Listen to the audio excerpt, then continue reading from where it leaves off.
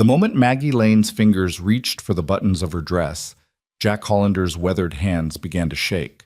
Not from desire, but from the loaded gun pressed against her spine by Elias Kane. "Do it slow, widow," Kane hissed, his breath reeking of whiskey and violence. "Let your new friend here watch what happens to those who defy me." In that smoke-filled saloon in Red Rock Gulch, with 20 outlaws surrounding them, Jack whispered a prayer he hadn't spoken since the war. "God help me."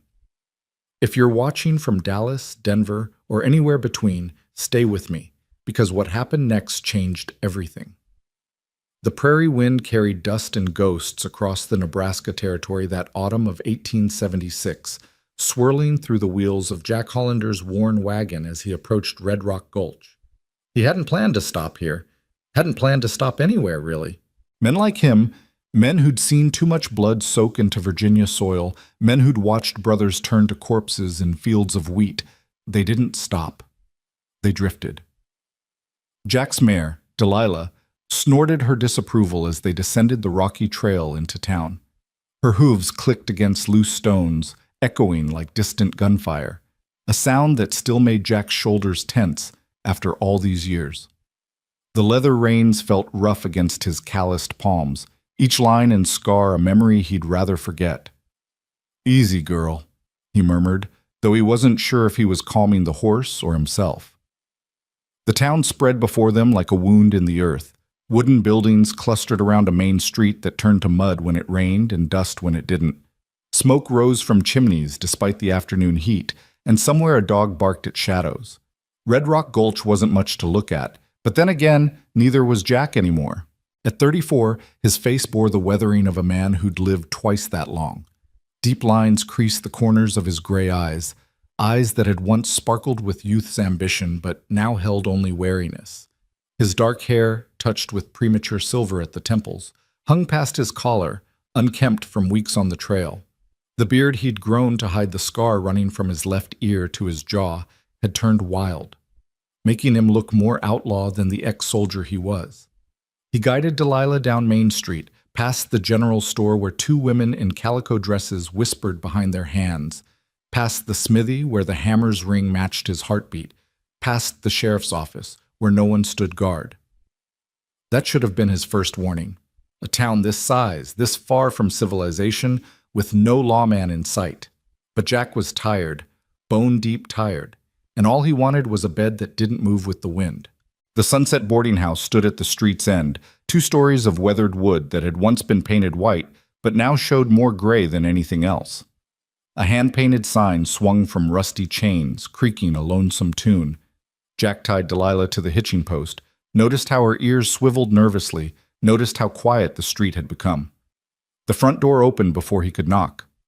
"You looking for a room?" The woman in the doorway couldn't have been more than 28, though something in her green eyes suggested she'd lived through her own share of sorrows. Margaret Lane, though everyone called her Maggie, stood straight-backed despite her small stature, auburn hair pinned up in a style that spoke of Eastern manners trying to survive Western realities. Her dress, deep blue cotton with small white flowers, had been mended at least twice that Jack could see, but it was clean and pressed with the kind of care that spoke of pride refusing to surrender to circumstance. "Yes, ma'am," Jack said, removing his hat. "If you've got one available."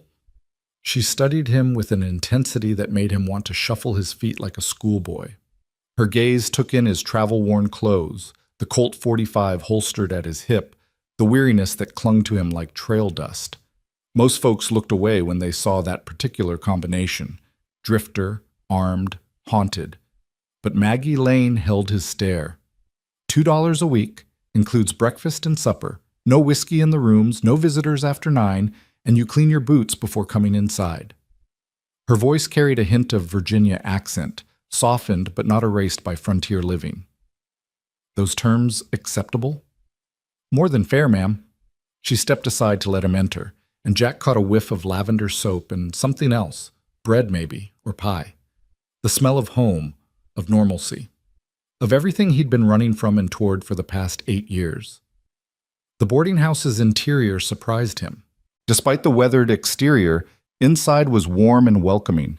Quilts hung on the walls, their patterns bright against dark wood. A piano sat in the parlor, its surface polished to a shine that reflected the late afternoon light streaming through lace curtains. Everything spoke of a woman trying to maintain civilization's graces in a place that seemed determined to strip them away. "You can take the room at the top of the stairs, second door on the right," Maggie said, leading him up steps that creaked under his weight. "It faces east, so you'll get the morning sun." "Some folks don't like that, but it's perfect," Jack interrupted, then caught himself. "Sorry, ma'am. Didn't mean to cut you off." She glanced back at him, and for the first time, something that might have been a smile touched her lips. "You don't strike me as a man who apologizes often, Mr. Hollander, Jack Hollander." "Well, Mr. Hollander, supper's at 6. We're having beef stew tonight, though calling it beef might be generous. More likely it's whatever Mr. Patterson had that stopped moving long enough to butcher."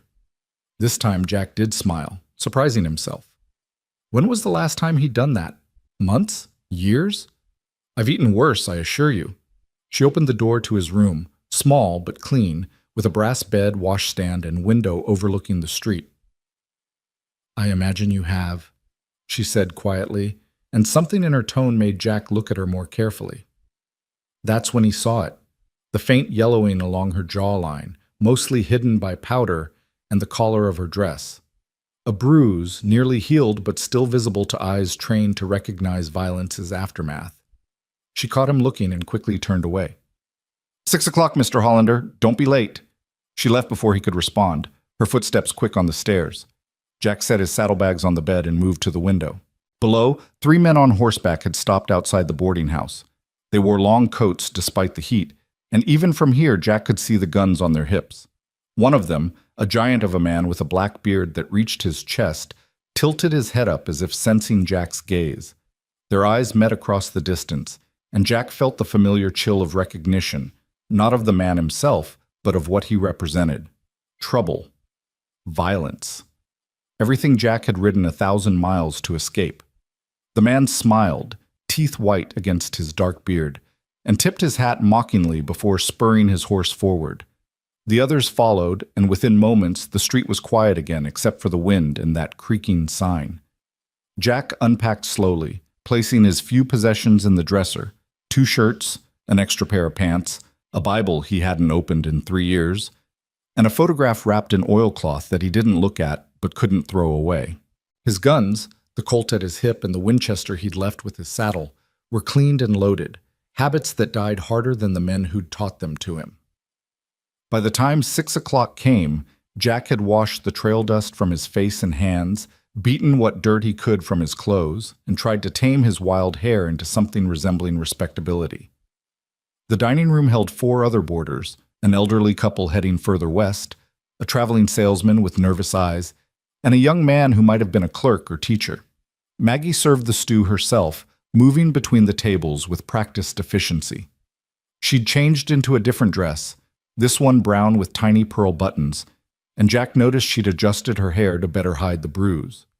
"This is quite good, Mrs. Lane," the salesman said, though his tone suggested surprise rather than genuine compliment. "Thank you, Mr. Foster." Her voice remained steady, polite, but distant. Jack ate in silence, listening to the others make small talk about the weather, the price of grain, the rumors of Indian troubles further north. Normal conversation for normal people living normal lives. He envied them.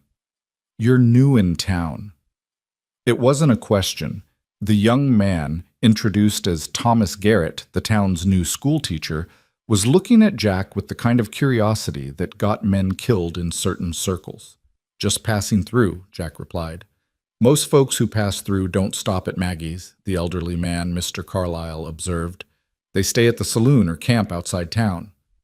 Maggie's is for folks planning to stay a while." "Henry," his wife chided gently, "don't pry."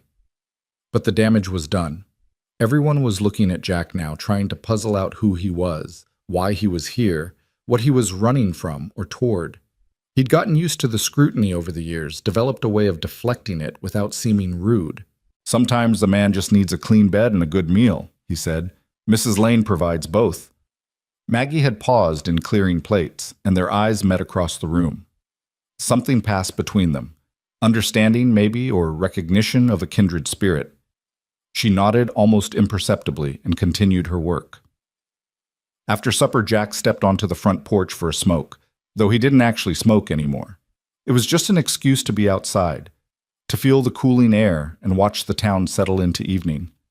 The saloon 2 blocks down was getting lively, piano music and laughter drifting on the breeze. Somewhere a baby cried, quickly soothed. Normal sounds of normal life. "Mr. Hollander?" Maggie stood in the doorway, backlit by the lamp from inside. She'd thrown a shawl around her shoulders, and in the dying light, she looked younger, more vulnerable. "Ma'am, I wanted to thank you."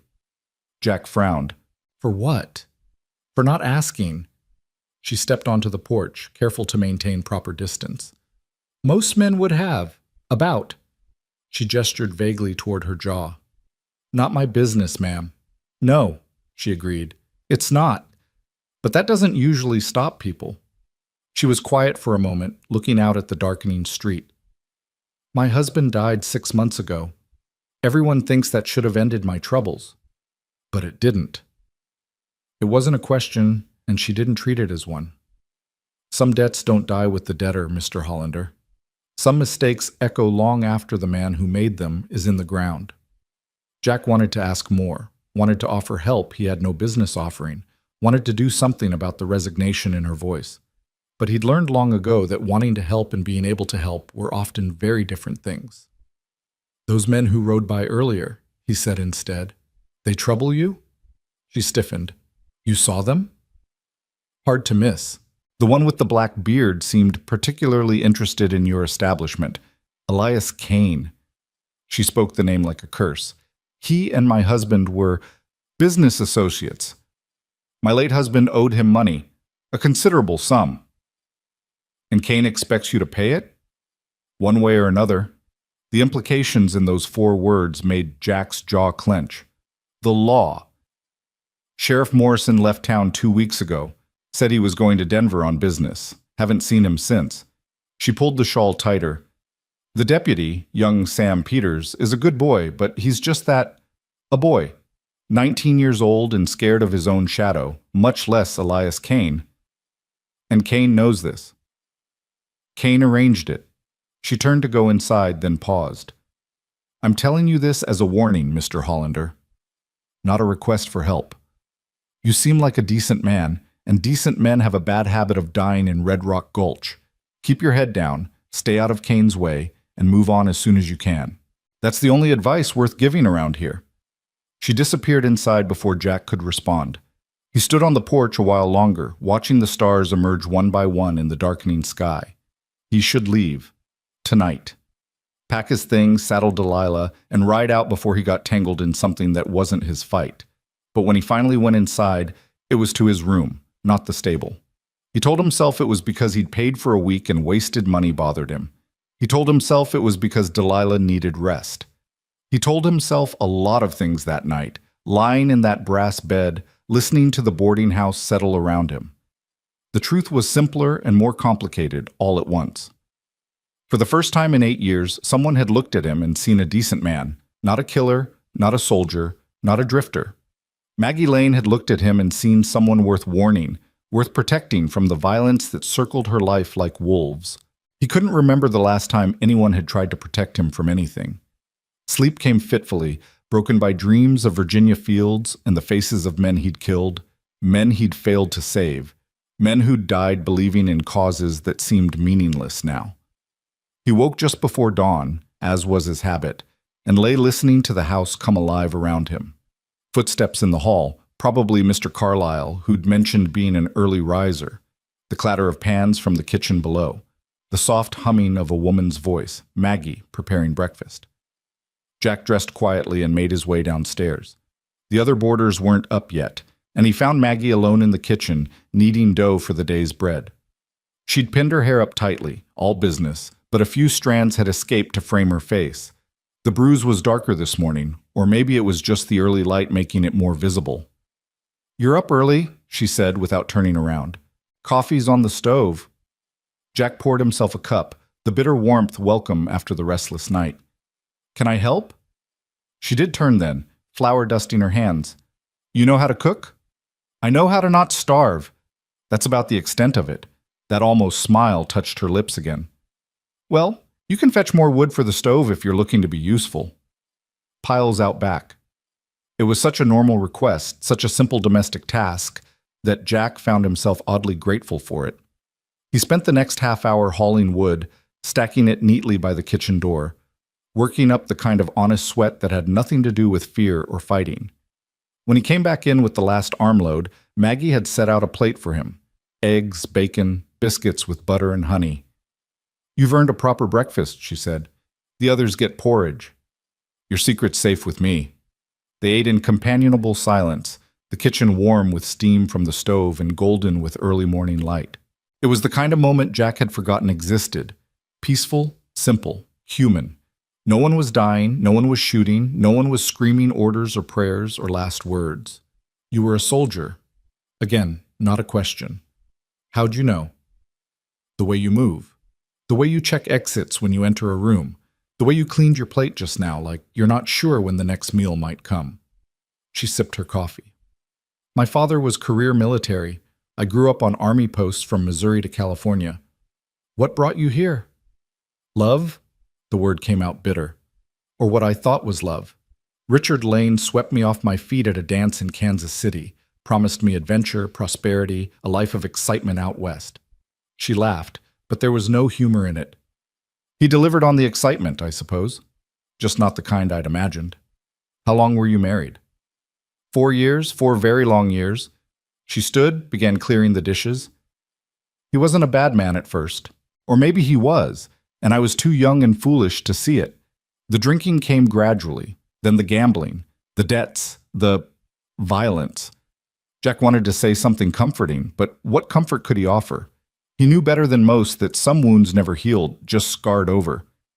I'm sorry, he said finally, because it was true even if it was inadequate. Don't be. I made my choices. Now I live with them. She paused at the sink, her back to him. What about you, Mr. Hollander?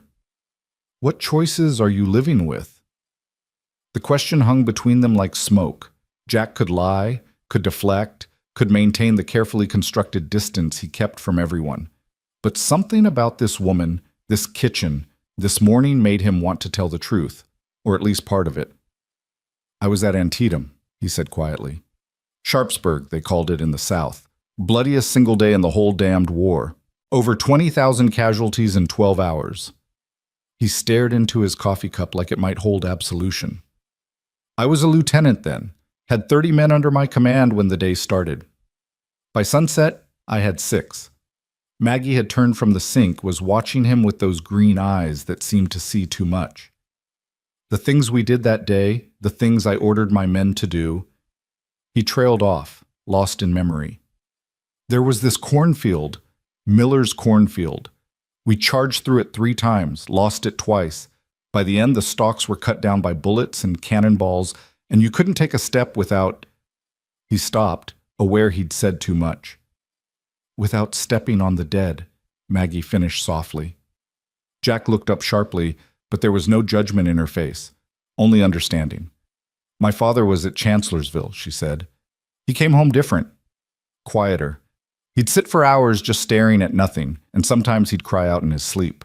Mother said he was sick, but I knew better. You can't see things like that, do things like that, and remain who you were. No, Jack agreed. You can't. The kitchen door burst open, shattering the moment. Thomas Garrett stumbled in, his young face pale with fear. Mrs. Lane! They're here! Kane and his men, they're... The sound of breaking glass from the front parlor cut him off. Then came laughter, rough and mean, and the heavy tread of boots on floorboards. Stay here, Jack told Maggie, but she was already moving toward the door. This is my house. He caught her arm, gentle but firm. And you've got boarders to think about. Get them out the back if things go bad. She wanted to argue, he could see it in her eyes, but practicality won. She nodded, gathered Thomas, and headed for the stairs to wake the others. Jack walked into the parlor to find 5 men making themselves at home. They'd pushed over a bookshelf, scattered its contents across the floor. One was playing chopsticks on the piano with the butt of his pistol. Another had his muddy boots up on Maggie's good sofa. and in the center, like a dark sun around which the others orbited, stood Elias Kane. He was bigger up close, maybe 6'4", with shoulders that strained his black coat. His beard was indeed black as coal, but streaked with premature gray that made him look older than his probable 40 years. His eyes were what held Jack's attention, though, pale blue, almost white, like winter ice. Killer's eyes. "Well, well," Kane said, his voice a low rumble. "The widow has a new friend." "Just a boarder," Jack replied, keeping his own voice level. "Here on business." "Is that so?" Kane moved closer, and Jack caught the smell of him. Whiskey, tobacco, and something else. Something rank like meat left too long in the sun. "And what business might that be?" "My own." Kane smiled, revealing those white teeth. "Everything in Red Rock Gulch is my business, friend. Every transaction, every conversation, every breath taken in this town happens because I allow it." One of his men snickered. Jack memorized the man's face. Thin, pockmarked, with a lazy eye. In his experience, the ones who laughed were usually the first to break when things got serious. "Seems like a lot of work for one man," Jack observed. "Oh, I've got help." Kane gestured to his men. "These boys here, they're like family to me. We look after each other, and we look after the town's interests. By breaking into people's homes?" The temperature in the room seemed to drop. Kane's smile faded. "Now that's an unfriendly way to put it. I'm here on a matter of business with Mrs. Lane, a debt that needs settling. Her husband's debt died with him."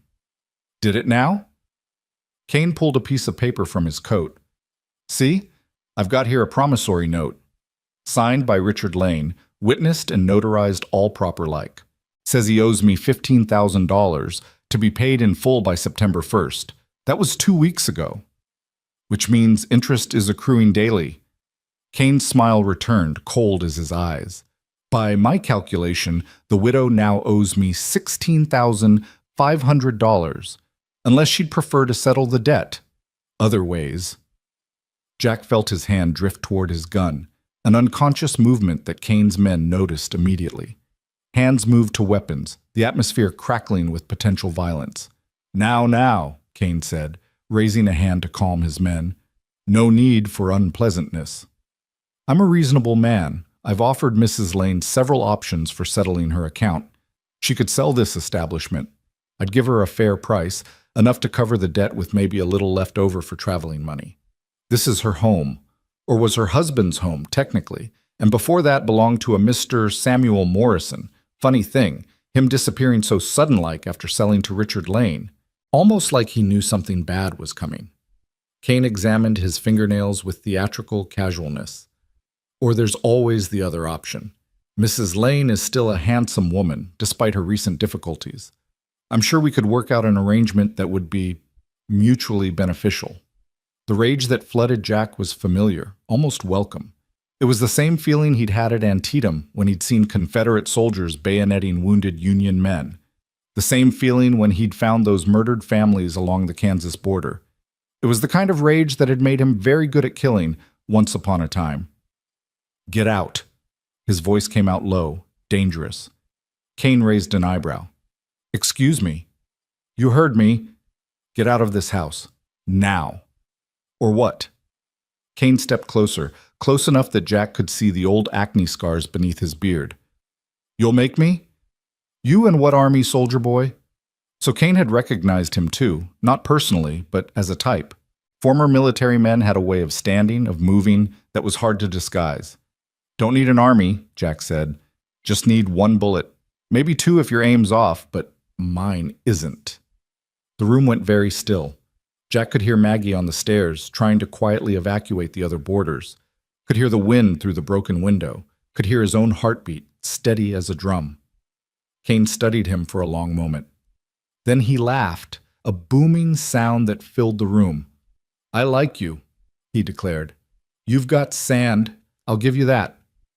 Tell you what, soldier boy, I'll give the widow another week to consider my generous offers. But you," he pointed a thick finger at Jack, "you, I'm going to be watching. This isn't your fight, and if you're smart, you'll keep it that way." He turned to leave, his men falling in behind him. At the door, he paused. Oh, and Mrs. Lane? He called out, knowing she was listening. You might want to reconsider your choice in boarders. The last man who stood up to me is feeding worms in the cemetery. Of course, that was your husband, so maybe you already knew that. They left, boots thundering on the porch, horses whinnying as they mounted up. Jack stood in the wreckage of the parlor, fists clenched, until the sound of hoofbeats faded. Maggie appeared in the doorway, pale but composed. You shouldn't have done that. Someone needed to. No, she said firmly. No one needed to. I've survived 6 months of Elias Kane. I would have survived this too. By doing what? Selling your home? Becoming his... He couldn't finish the sentence. By surviving, she said simply. That's what women like me do, Mr. Hollander. We survive. We endure. We don't have the luxury of grand gestures and noble stands. You shouldn't have to just survive. She laughed, bitter and tired. Shouldn't? There's a word that has no meaning out here. I shouldn't have married Richard. He shouldn't have gambled away everything we had. He shouldn't have borrowed money from outlaws. But he did, and I did, and here we are. She began picking up books from the floor, her movements sharp, angry. Jack bent to help, but she waved him off. Don't. You've done enough. Maggie, Mrs. Lane. She straightened, clutching an armful of books. We're not friends, Mr. Hollander. You're a boarder. I'm a proprietress, that's all. And after what just happened, you should probably find other accommodations. I'm not leaving. Yes, you are. If not today, then soon. Men like you always leave. It's what you do. You drift into town, cause trouble with your principles and your pride, and then you drift out again, leaving the rest of us to clean up the mess. Her words hit harder than any bullet could have. Because she was right, wasn't she? That's exactly what he was. What he'd been doing for 8 years. Drifting, interfering, leaving. Maybe, he admitted, but not today. She stared at him, and he saw something shift in her expression. Surprise, maybe, or hope quickly suppressed. Then you're a fool. Been called worse. The other boarders were creeping back in, the Carlyles clutching each other, Foster the salesman white as a sheet. Thomas Garrett tried to help with the cleanup, but his hand shook so badly he nearly dropped the lamp he picked up. It's all right, Maggie told them, the hostess mask sliding back into place. Just a misunderstanding. Everything's fine now. But her eyes, when they met Jack's across the room, said otherwise. Everything was very much not fine, and they both knew it. Kane would be back, and next time, he might not be in such a generous mood. The rest of the day passed in tense normalcy. The parlor was clean, the window boarded up until glass could be ordered from Denver. The other boarders whispered among themselves but said nothing directly. Meals were served, dishes were washed, life continued its rhythm because what else was there to do? But Jack noticed things, how Maggie jumped at every sound from the street, how she kept a kitchen knife within reach at all times, how she stood at windows, watching, waiting, expecting the worst. That evening, after the others had retired, Jack found her on the back porch, staring out at the darkening prairie. She'd let her hair down, and it caught the last of the sunset, turning to copper and gold. I owe you an apology, she said without turning. What I said earlier about men like you, it was cruel. It was honest. The two aren't mutually exclusive. She sighed. Why did you stand up to him? Really? Jack considered lying, considered giving her some noble reason she could dismiss, but she deserved truth. Because I've been running for 8 years, he said. From the war, from what I did in it, from what it made me. And I'm tired of running. So you decided to make your stand here, in Red Rock Gulch? Over me? I've made stands in worse places for worse reasons. She turned to face him then, and in the dying light he could see tears she refused to let fall. This won't end well, she said. Kane doesn't forgive and he doesn't forget. He'll come back with more men, and then we'll be ready. We? She shook her head. There is no we, Mr. Hollander. There's you, a drifter with a death wish. And me? A widow with debts I can't pay. There could be. The words hung between them, loaded with more meaning than Jack had intended. Maggie's eyes widened slightly, and color rose in her cheeks. "You don't even know me," she whispered. "I know enough." "No, you don't. You don't know that I was relieved when Richard died. You don't know that I stood over his body as he bled out from that knife wound and felt nothing but freedom. You don't know that sometimes I wonder if I'm the reason Cain killed him, if he saw something in me that made him think I'd be easier to control as a widow than as a wife."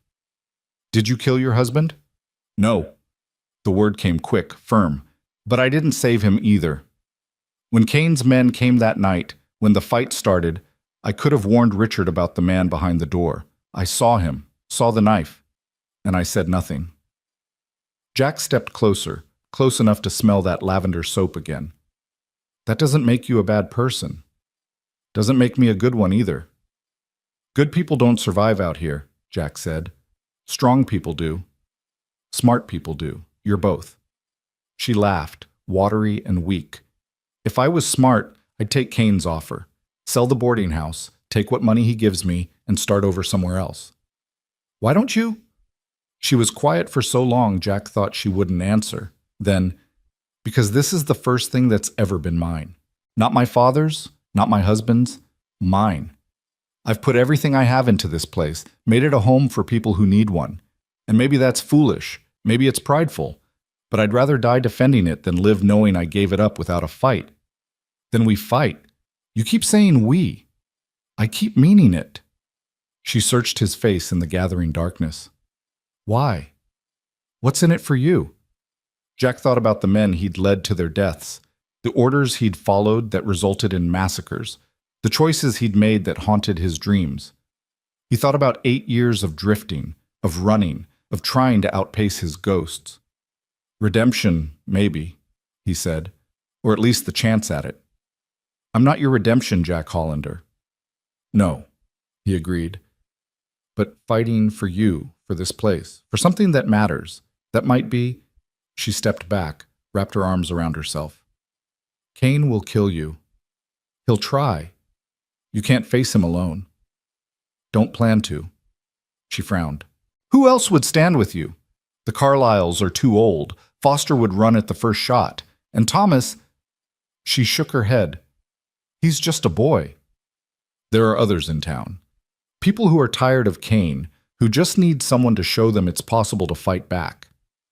You don't know this town. Fear runs deeper than the wells here. Cain's made examples of anyone who opposes him. Fear's like a dam," Jack said. "Holds for a long time, but when it breaks all at once." Maggie studied him for a long moment. "You really mean to do this? To stay and fight? Unless you throw me out?" "I should. Any sensible woman would. But you won't." "No," she admitted. "God help me, I won't." She moved toward the door, paused. "There's something you should know. The barn out back? The one I told the other boarders was damaged in a storm? Cain's men use it to store things. Stolen cattle, weapons, sometimes people they're moving against their will." Jack's jaw tightened. "You knew?" "Richard knew. He was part of it, getting paid to look the other way, to provide cover. After he died, Cain just kept using it. What was I supposed to do? Say no? We're going to have to do something about that. We, again. I'm consistent if nothing else." That almost smile appeared one more time. Consistently foolish, maybe. She opened the door, lamplight spilling out. "Good night, Mr. Hollander. Try not to get yourself killed before breakfast." She disappeared inside, leaving Jack alone with the stars and his thoughts. He stayed on the porch a while longer, planning, considering options and outcomes. The smart thing would still be to leave, to saddle up and ride out before things got worse. But he'd been doing the smart thing for 8 years. And where had it gotten him? Nowhere, with nothing but regrets and ghosts for company. Inside the boarding house, he could hear Maggie moving about, preparing for bed. Such ordinary sounds for such an extraordinary woman. She didn't see herself that way. He knew. She saw herself as trapped, possibly complicit, certainly compromised. But Jack saw something else. Strength disguised as submission, courage masquerading as mere stubbornness. He'd known soldiers who'd broken under less pressure than she faced daily. A sound from the barn caught his attention.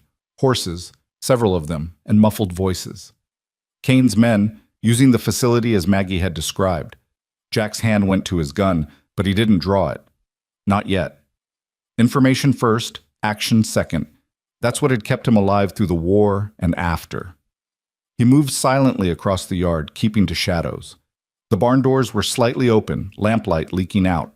Jack positioned himself where he could see without being seen. 5 men inside, none of them Kane. They were loading crates onto a wagon, working quickly but quietly. Jack recognized 2 from the morning's confrontation, the one with the lazy eye and another with a scar across his throat. "Don't see why we're doing this in the dark," Lazy Eye complained. "Kane owns this town." "Kane's smart enough to know that ownership can change," Throat Scar replied, his voice raspy like he'd been hanged and survived it. "Sheriff from Denver's been asking questions. Better to move the goods now." "What about the woman?" "What about her?" "Boss seems mighty interested. More than just the money, if you ask me." Throat Scar laughed, an ugly sound. "Course he is. You seen her? Even with that pride of hers, she's a fine-looking woman. Kane likes breaking the proud ones." "What about the new boarder?" "What about him?" "One man against all of us? He'll learn or he'll die. Simple as that." They continued loading, discussing routes and buyers, giving Jack valuable intelligence with every word. These weren't just local thugs. They were part of something bigger, a network that stretched beyond Red Rock Gulch. He was so focused on listening that he almost missed the footsteps behind him. Jack spun, hand going to his gun, to find Thomas Garrett frozen with fear, hands raised. "Don't shoot," the young teacher whispered. "It's just me." Jack grabbed him, pulled him into the shadows. "What the hell are you doing out here?" "I saw you from my window. Thought you might need help." "Help?" Jack had to fight not to laugh. "Boy, you nearly wet yourself when Kane showed up this morning." Thomas flushed, but didn't deny it. "I was scared." "I'm still scared, but Mrs. Lane's been kind to me, and someone needs to stand with her." Jack studied the young man, really looked at him for the first time. Maybe 22, 23, with the soft look of someone who'd grown up with books instead of guns.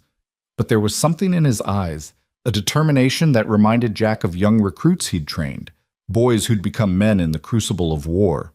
"You know how to shoot." "I can learn." "Can you keep your mouth shut about what you see and hear?" "Yes."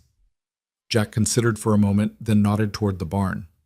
"They're moving stolen goods. Part of a larger operation that Kane's running. This is bigger than just Mrs. Lane's debt." Thomas peered through the darkness. "Should we tell someone? The federal marshals, maybe? With what proof? And how long before word got back to Kane?" Jack shook his head. "No, we handle this ourselves." "We?"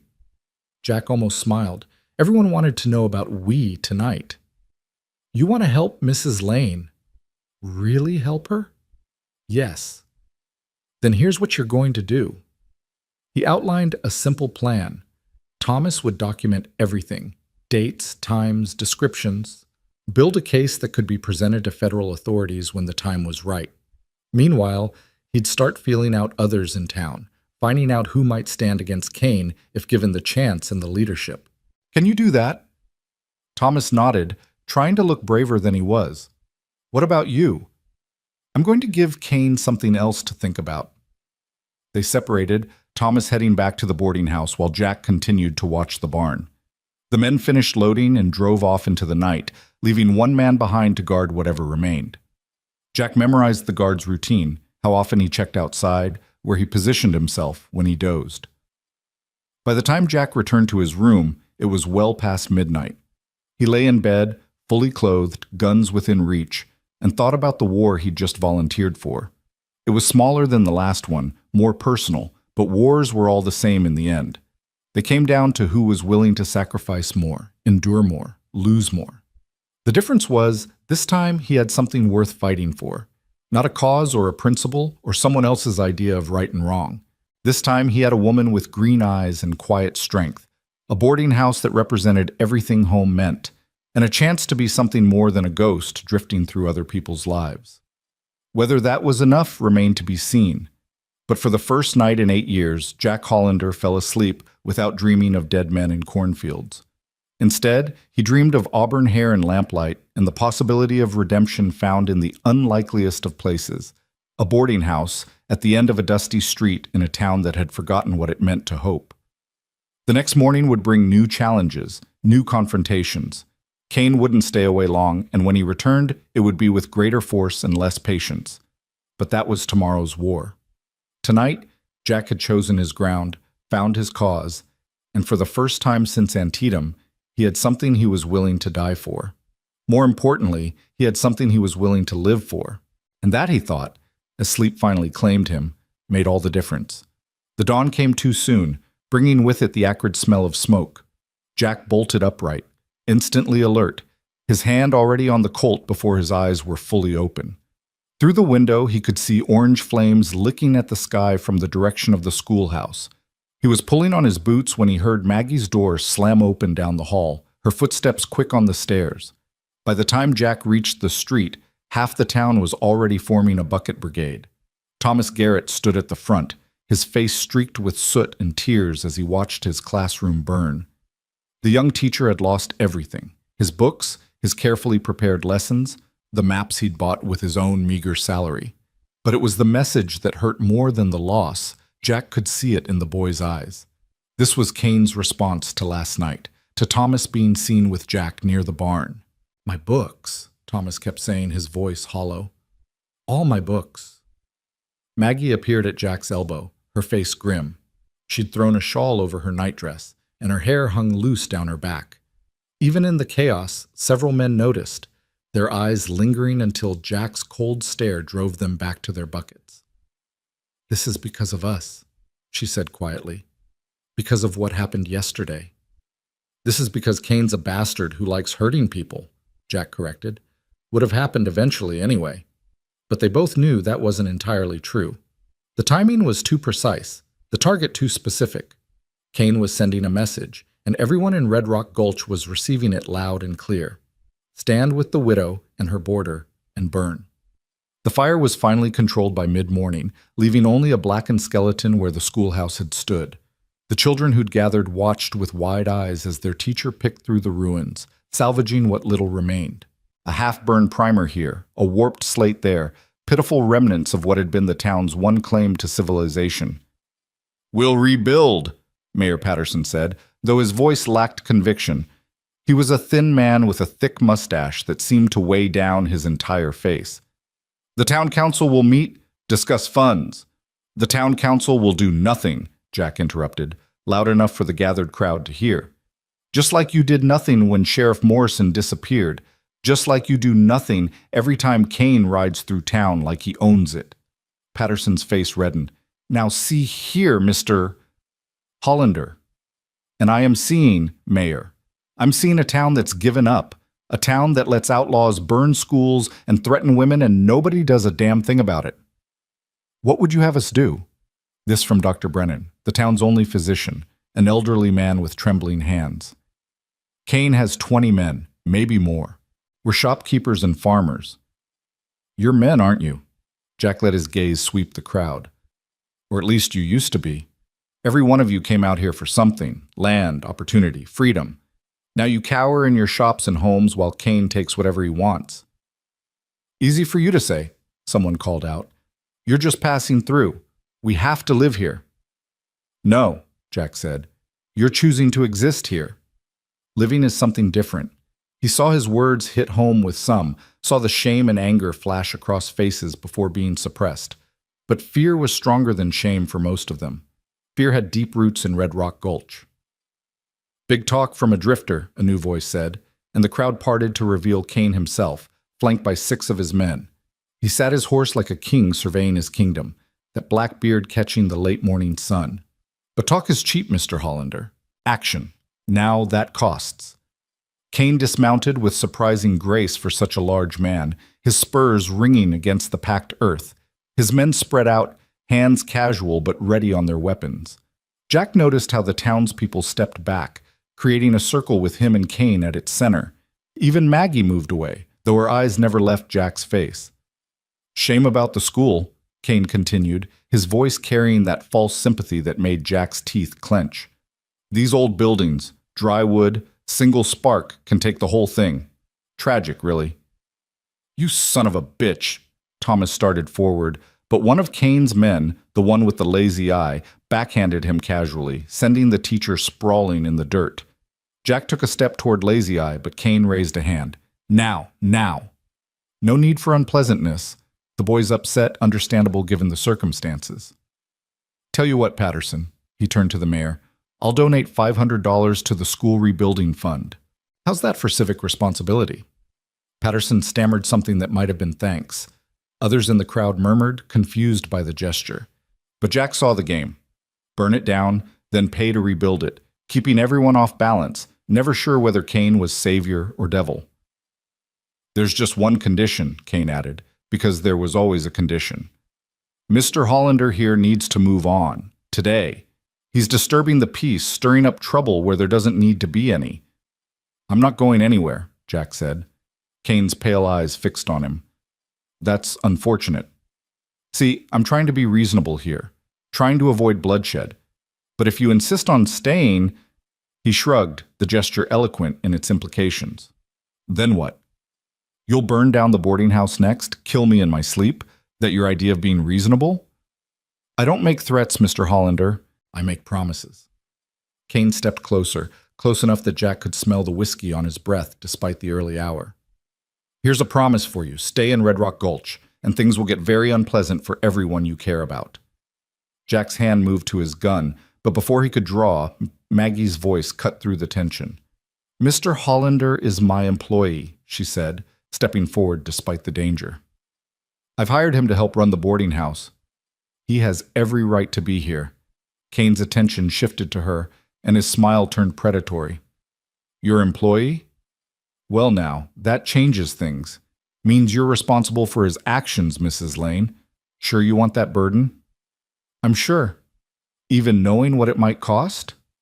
Maggie lifted her chin, and in that moment Jack saw the army officer's daughter she'd once been. I've already lost everything that mattered to me, Mr. Kane. What else can you take? Oh, you'd be surprised, Kane said softly, and something in his tone made Jack's blood run cold. You'd be very surprised. He turned back to Jack. Last chance, soldier boy. Ride out now, and everyone stays healthy. Stay, and, well... He glanced at Thomas, still struggling to his feet, at Maggie standing defiant but alone, at the burned ruins of the school. You've seen what happens to things I don't like in this town. Go to hell, Jack said. Kane laughed, that booming sound that seemed to shake the very air. Been there, friend. Got bored. He mounted his horse in one smooth motion. You've got 24 hours to reconsider. After that, I stopped being polite. He spurred his horse, his men falling in behind him, leaving a cloud of dust and a crowd of frightened people in their wake. As soon as they were gone, the townspeople scattered like roaches when a lamp is lit, hurrying back to their shops and homes, wanting no part of what was coming. Only a few remained, Maggie, Thomas, Dr. Brennan, and surprisingly, the blacksmith, a massive man named Eric Johansson, who'd said nothing but watched everything with careful eyes. You've killed us all, Dr. Brennan said, his voice shaking. Kane never forgets an insult. Then maybe it's time we gave him something else to remember, Jack replied. Johansson spoke for the first time, his Swedish accent thick despite years in America. You cannot fight 20 men with speeches. No, Jack agreed, but I don't plan to fight them with speeches. Then with what? Thomas asked, holding a handkerchief to his split lip. We have no sheriff, no organized militia, no... We have something better, Jack interrupted. We have desperation. There's not a person in this town who hasn't been hurt by Kane in some way. They just need to realize they've got nothing left to lose. You're talking about war, Dr. Brennan said. I'm talking about survival. Kane's already declared war. You just haven't been fighting back. Johansson studied Jack with those careful eyes. You have plan. The beginning of one. Jack looked at each of them in turn. But I need to know who's really with us. Not just standing here talking, but ready to act when the time comes. I'm in, Thomas said immediately, though his voice shook. They burned my school, my books, everything I came here to build. This is madness, Dr. Brennan muttered, but he didn't leave. I'm too old for fighting. Can you still treat wounds? Jack asked. Of course. Then you're valuable. What about you? He turned to Johansson. You've been quiet all this time, but you're still standing here. The blacksmith rolled his massive shoulders. Kane's men killed my dog. Said it barked too much. Was good dog. Loyal. He paused, and when he spoke again, his voice was harder than the iron he worked. I make horseshoes. Also make other things. Things that might be useful. Jack nodded, understanding. A blacksmith could make weapons, repair guns, create obstacles. Valuable indeed. We'll need more, Maggie said. A lot more. We'll get them. People are like kindling, just need the right spark. Jack turned to Thomas. You still have that list we talked about? People who might stand with us? Thomas nodded. But most of them are scared. After what happened to the school, they should be angry. We just need to remind them that fear and anger are two sides of the same coin, and one's a lot more useful than the other. They dispersed to spread the word quietly, carefully. Jack watched them go, then felt Maggie's hand on his arm. You're going to get yourself killed, she said. Maybe, but at least I'll die for something worthwhile. Is that supposed to comfort me? He turned to her, saw the fear and something else in her eyes. Maggie, don't. She pulled her hand away. Don't make this about me. Don't make me the cause you're dying for. Too late. She made a sound that might have been a laugh or a sob. You impossible man. You've known me 3 days. Sometimes 3 days is enough. To know someone, to know what matters. She searched his face and he let her see the truth there, that she did matter, more than he'd expected, more than was wise. But wisdom had never been his strong suit anyway. Tonight, she said finally. Come to the kitchen after the others are asleep. There are things you need to know about Kane, about my husband's dealings with him. Things that might help. She walked away before he could respond, her back straight despite the weight she carried. Jack watched her go, then turned his attention to the burned school. The message was clear, but messages could be answered, and Jack intended to send one of his own. That afternoon he paid a visit to the general store where Mr. Hutchins greeted him with nervous eyes and sweating palms. I don't want any trouble, Hutchins said immediately. I run a peaceful establishment. Peaceful, Jack repeated, looking around the well-stocked store. That's one word for it. How much does Kane charge you for protection? Hutchins went pale. I don't know what you mean. Sure you do. Every business in town pays him, don't they? Weekly? Monthly? Please, Mr. Hollander, I have a family. So did the Jeffersons, before Kane decided their farm was in his way. So did the Changs, before their restaurant mysteriously burned down. Your family's only safe as long as you're useful to Kane. What happens when you're not? Hutchins slumped against his counter. What do you want from me? Information. And when the time comes, ammunition. I can't. You can. You just have to decide whether you're more afraid of Kane or of spending the rest of your life as his slave. He left Hutchins to think about it and made similar visits throughout the town. The barber, the hotel owner, the woman who ran the laundry, planting seeds of rebellion, watering them with carefully chosen words. Some would grow, others wouldn't, but every revolution started with someone saying enough. As evening approached, Jack found himself at the cemetery on the hill overlooking the town. It wasn't large, maybe 50 graves all told, but a third of them were fresh, the earth still settling. He found Richard Lane's marker easily enough, a simple wooden cross with his name and dates. No loving husband, no missed by wife, just the bare facts of a life that ended badly. You here to pay respects to my husband? Jack turned to find Maggie behind him, carrying a small bouquet of prairie flowers, more like trying to understand him. She knelt by the grave, placed the flowers at the base of the cross. There's nothing to understand. He was weak, and his weakness killed him. Kane killed him. Kane pulled the trigger, but Richard loaded the gun long before that. She stood, brushing dirt from her skirt. He thought he was so clever, playing Kane against the other ranchers, taking money from both sides. But you can't cheat the devil and expect to keep your soul. What exactly was he involved in? Everything. Cattle rustling, claim jumping, moving stolen goods through the territory. The boarding house was perfect cover. Travelers coming and going, no one questioning strangers or strange cargo. She laughed bitterly. I was so proud when he bought it, thought we were finally building something respectable. You didn't know? Not at first. Richard was good at keeping secrets, but wives always find out eventually, don't they? The late nights, the unexpected money, the fear in his eyes when certain names were mentioned. She turned from the grave, faced Jack directly. I confronted him about it once. That's when the hitting started. Jack's jaw tightened. How long? 2 years, give or take. Started with shoves, harsh words, escalated from there. The bruise you saw the other day? That was nothing compared to some. Why didn't you leave? And go where? With what money? My family disowned me when I married Richard. A frontier nobody, they called him. I had no skills beyond what I'd learned as an army daughter, and those don't exactly translate to employment opportunities for women. So you endured. I survived. There's a difference. She started walking back toward town, and Jack fell into step beside her. The night Richard died, Kane came to collect a debt.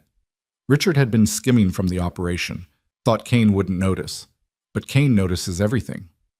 What happened? They argued. Richard pulled a gun. Stupid, stupid man. Kane had 6 men with him. It was over in seconds. She paused, looking out over the town as shadows lengthened. Kane stood over Richard's body and looked at me. You're free now, he said, like he'd done me a favor, like I should be grateful. In his twisted way, maybe he thought he had. Oh, he knew exactly what he was doing. Removing Richard, leaving me vulnerable, in debt, alone. Kane's nothing if not strategic. She glanced at Jack. That's what you're up against. Not just violence, but intelligence. He's survived out here for 15 years because he's smart enough to know when to use the carrot and when to use the stick. Everyone makes mistakes. Not Kane, at least not until now. She stopped walking, turned to face him. You're his mistake, Jack. He should have killed you that first morning, the moment you stood up to him. But his ego wouldn't let him. He wanted to break you first, make an example. That pride, that's his weakness. You've thought about this. I've had 6 months to think about it, to plan, to imagine scenarios where someone, anyone, would stand up to him. She touched his arm lightly. I just never imagined it would be a drifter who'd known me 3 days. 4 now, Jack corrected, which earned him that almost smile he was beginning to cherish. They returned to the boarding house to find the other residents packing. The Carlyles were the first to announce their departure. We're sorry, Mrs. Lane, Mr. Carlyle said, his wife nodding beside him, but we're too old for this kind of trouble. We'll be leaving in the morning. Foster the salesman had already gone, slipping out while they were at the cemetery. Only Thomas remained, and he looked miserable. The mayor says I can sleep in the church until new accommodations are arranged, he said. He strongly suggested I not associate with rebellious elements. You don't have to go, Maggie said, but her voice lacked conviction. She knew as well as anyone that staying meant choosing a side in the coming fight. Yes, I do, Thomas replied. But that doesn't mean I'm abandoning you, or our cause. He looked at Jack. I'll keep working on that list. Carefully. After they'd gone and the house had settled into evening quiet, Jack helped Maggie clear the dining room. They worked in companionable silence, the domestic routine a strange counterpoint to the violence they both knew was coming. You should leave too, Maggie said as she washed dishes. Take your horse, ride out tonight while you can. We've had this conversation. That was before Kane burned the school, before he made his ultimatum public. The stakes are higher now. Jack took a plate from her, dried it carefully. The stakes were always high. We just couldn't see all the cards before. This isn't a game, Jack. No, he agreed. Games have rules. She handed him another plate, and their fingers brushed. Both froze for a moment, the touch electric in its simplicity. Then Maggie pulled away, focusing intently on the washing. There's something else, she said. Something I haven't told anyone. In Richard's office, I kept it locked after he died, there's a safe. I don't know the combination, but Richard once said it contained insurance. If Kane ever turns on us, he said. "This will be our protection." "You haven't opened it?" "I've tried every combination I could think of. Birthdays, anniversaries, nothing works." She dried her hands on her apron. "But maybe, would you look at it? You've had more experience with such things." She led him to a small room off the main hall, one he'd assumed was a closet. Inside was a cramped office, papers scattered on a desk, ledgers stacked haphazardly. And in the corner, a small iron safe, the kind Wells Fargo used for their coaches.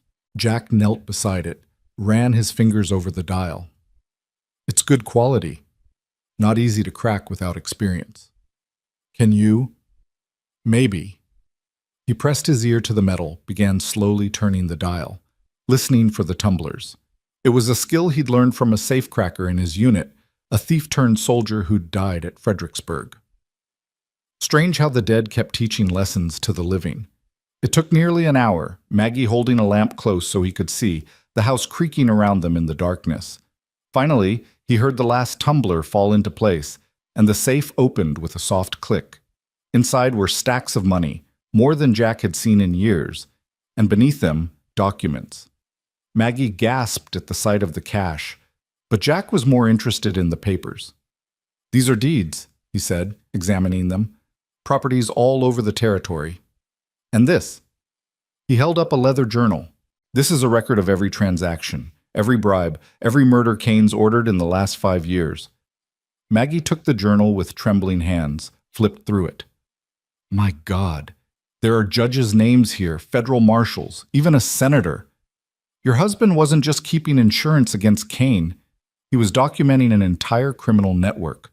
This could destroy them all, or get us killed even faster." Jack looked at her seriously. "This changes things. We're not just threatening Kane's operation in Red Rock Gulch. We're threatening something much bigger. All the more reason to use it.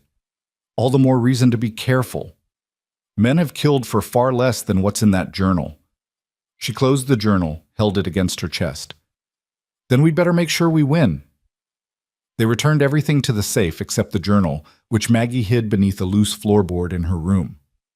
The money they left untouched, blood money, she called it, and wanted no part of it. Later, as promised, Jack found her in the kitchen after the house had gone to sleep. She'd made coffee, and they sat at the small table where they'd shared breakfast that first morning. "Was it really only 4 days ago? It felt like a lifetime." "Tell me about Antietam," she said suddenly. "You mentioned it before, but tell me what really happened." Jack was quiet for a long moment, staring into his coffee. "Why?" "Because I need to know who I'm trusting with my life. And because I think you need to tell someone." So he told her. About the morning mist over Antietam Creek, how peaceful it had looked before the killings started. About leading his men across Miller's cornfield, the stalks head high, not knowing the Confederates were waiting in the woods beyond. About the volleys that cut men down like wheat before a scythe. "We took that cornfield 3 times, he said, his voice distant. "Lost it twice. By noon, you couldn't see the ground for the bodies. Some of them were still alive, calling for water, for their mothers, for God. But we couldn't stop to help them. Orders were to keep advancing." "That's war," Maggie said softly. "No, war is strategy and tactics and supply lines. That was slaughter. And I was good at it." He met her eyes. "That's what you need to understand, Maggie. I was very good at killing. Promoted twice for valor, which is just a pretty word for efficient violence." "Is that why you left? The guilt?" "I left because I couldn't stop. Even after the war ended, I kept finding fights, bar brawls, range wars, anywhere I could use the skills they'd taught me. It took me 3 years to realize I was trying to find a battle I couldn't win, a way to join the men I'd led to their deaths. But you didn't." "No, I ran instead. Been running ever since." He reached across the table, took her hand. "Until now. I'm not worth dying for, Jack. You're worth living for. That's harder." She squeezed his hand and they sat like that for a moment, connected by more than touch. Then the moment shattered, as glass broke somewhere in the house. Jack was on his feet instantly, gun drawn. "Stay here." But Maggie was already reaching for the shotgun she kept behind the door. Like hell. They moved through the dark house together, Jack leading, Maggie covering their back. The breaking glass had come from the parlor, and they found a brick on the floor surrounded by shards. Tied to it was a piece of paper. Jack lit a lamp, read the message aloud. Last chance. Both of you gone by sunrise, or the woman burns with the house. Subtle, Maggie said, though her voice shook slightly. Kane's done being subtle. Jack moved to the broken window, peered out into the darkness. He's escalating. Then we escalate too. He turned to her, saw the determination in her face. You're sure about this? I wasn't before. But threatening to burn me alive? That's clarified things wonderfully. She set the shotgun aside, began sweeping up glass with sharp, angry movements. Richard let them use this place. Let them turn it into part of their criminal enterprise. I won't make the same mistake. This is going to get worse before it gets better. I know. She dumped the glass into a bucket, the shards ringing like bitter chimes. But at least we're fighting back. That's more than this town's done in years. They boarded up the window together, working by lamplight. As Jack hammered the last nail, Maggie said, There's a town meeting tomorrow. Every Sunday after church, people gather to discuss community business. Kane will be there. He always is. Likes to remind everyone who really runs things. Then that's where we make our stand. In church? In front of everyone. Public? Witnesses? Harder for him to just gun us down. Jack set the hammer aside. Plus there's something poetic about it, calling out the devil in God's house. You're not a religious man, are you? Lost my faith in a cornfield in Maryland. You? I still believe, Maggie said quietly. Just not sure he believes in us anymore. They finished cleaning up, and Jack walked Maggie to her room. At her door, she turned, looked up at him.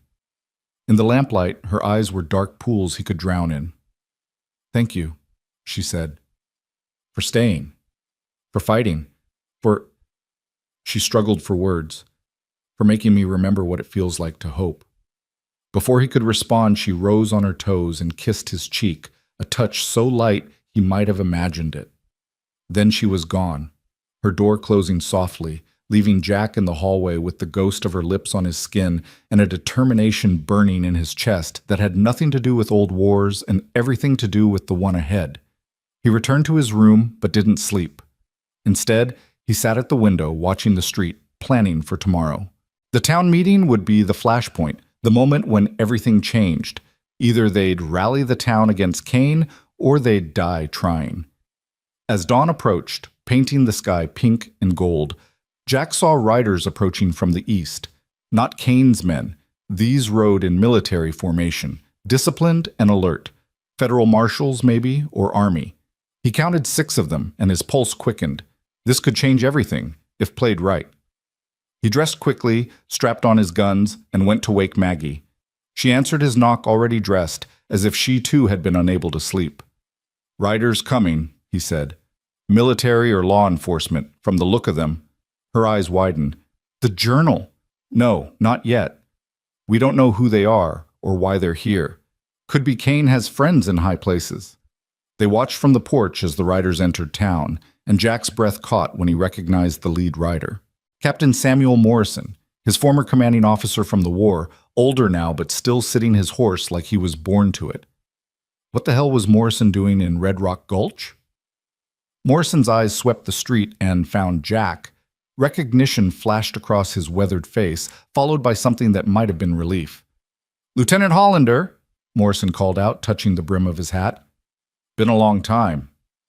Captain, Jack replied carefully, though I haven't been a lieutenant in 8 years. Once a soldier, always a soldier. Morrison dismounted, his men remaining mounted but alert. Heard you might be in these parts. Also heard there's been some trouble with a fellow named Kane. News travels fast. It does when it reaches the right ears. Morrison climbed the porch steps, removed his hat politely to Maggie. Ma'am, I'm Captain Morrison, U.S. Army, retired, currently working with the Federal Marshal's Office on a special assignment. Regarding Kane, Maggie asked. Regarding a network of criminals operating throughout the territory, of which Mr. Kane is one significant part. Morrison's eyes moved between them. I understand you might have information that could help our investigation. Jack and Maggie exchanged glances. This was unexpected, potentially game-changing, but also dangerous. If Morrison was corrupt, if he was part of the network Richard had documented. We might, Jack said carefully. But first, I need to know why you're really here, Captain, and how you knew where to find me. Morrison smiled, the expression creasing his weathered face. Fair enough. Inside, perhaps? This conversation shouldn't happen on the street. They moved to the parlor, Morrison's men taking positions outside. Once seated, Morrison pulled out a telegram, handed it to Jack. 3 days ago, a schoolteacher named Thomas Garrett sent this to the federal marshal in Denver. Said a former Union officer named Jack Hollander was standing up to Elias Kane, and that if the government wanted to break Kane's network, now was the time. Jack felt a surge of respect for Thomas. The young teacher had more courage and intelligence than he'd credited. As for how I knew it was you, Morrison continued, there aren't many Jack Hollanders with your particular skill set. When I heard the description, former soldier, excellent marksman, tendency toward noble but suicidal stands, well, it had to be my old lieutenant. I'm not your lieutenant anymore. No, but you're still the same man who held the bridge at Burnside against 3 times your number. The same man who refused to fire on Confederate medical wagons even under direct orders. Morrison leaned forward. The same man who resigned his commission rather than participate in what you called sanctioned murder during the Indian campaigns. Maggie looked at Jack with surprise. He'd never mentioned that part of his past. Ancient history, Jack said. Maybe, but it tells me you're someone I can trust, and right now, trust is in short supply. Morrison looked at Maggie. Mrs. Lane, I know about your husband's involvement with Kane. I also know you've been trying to hold this place together alone for 6 months. That takes courage. Or stubbornness, Maggie replied.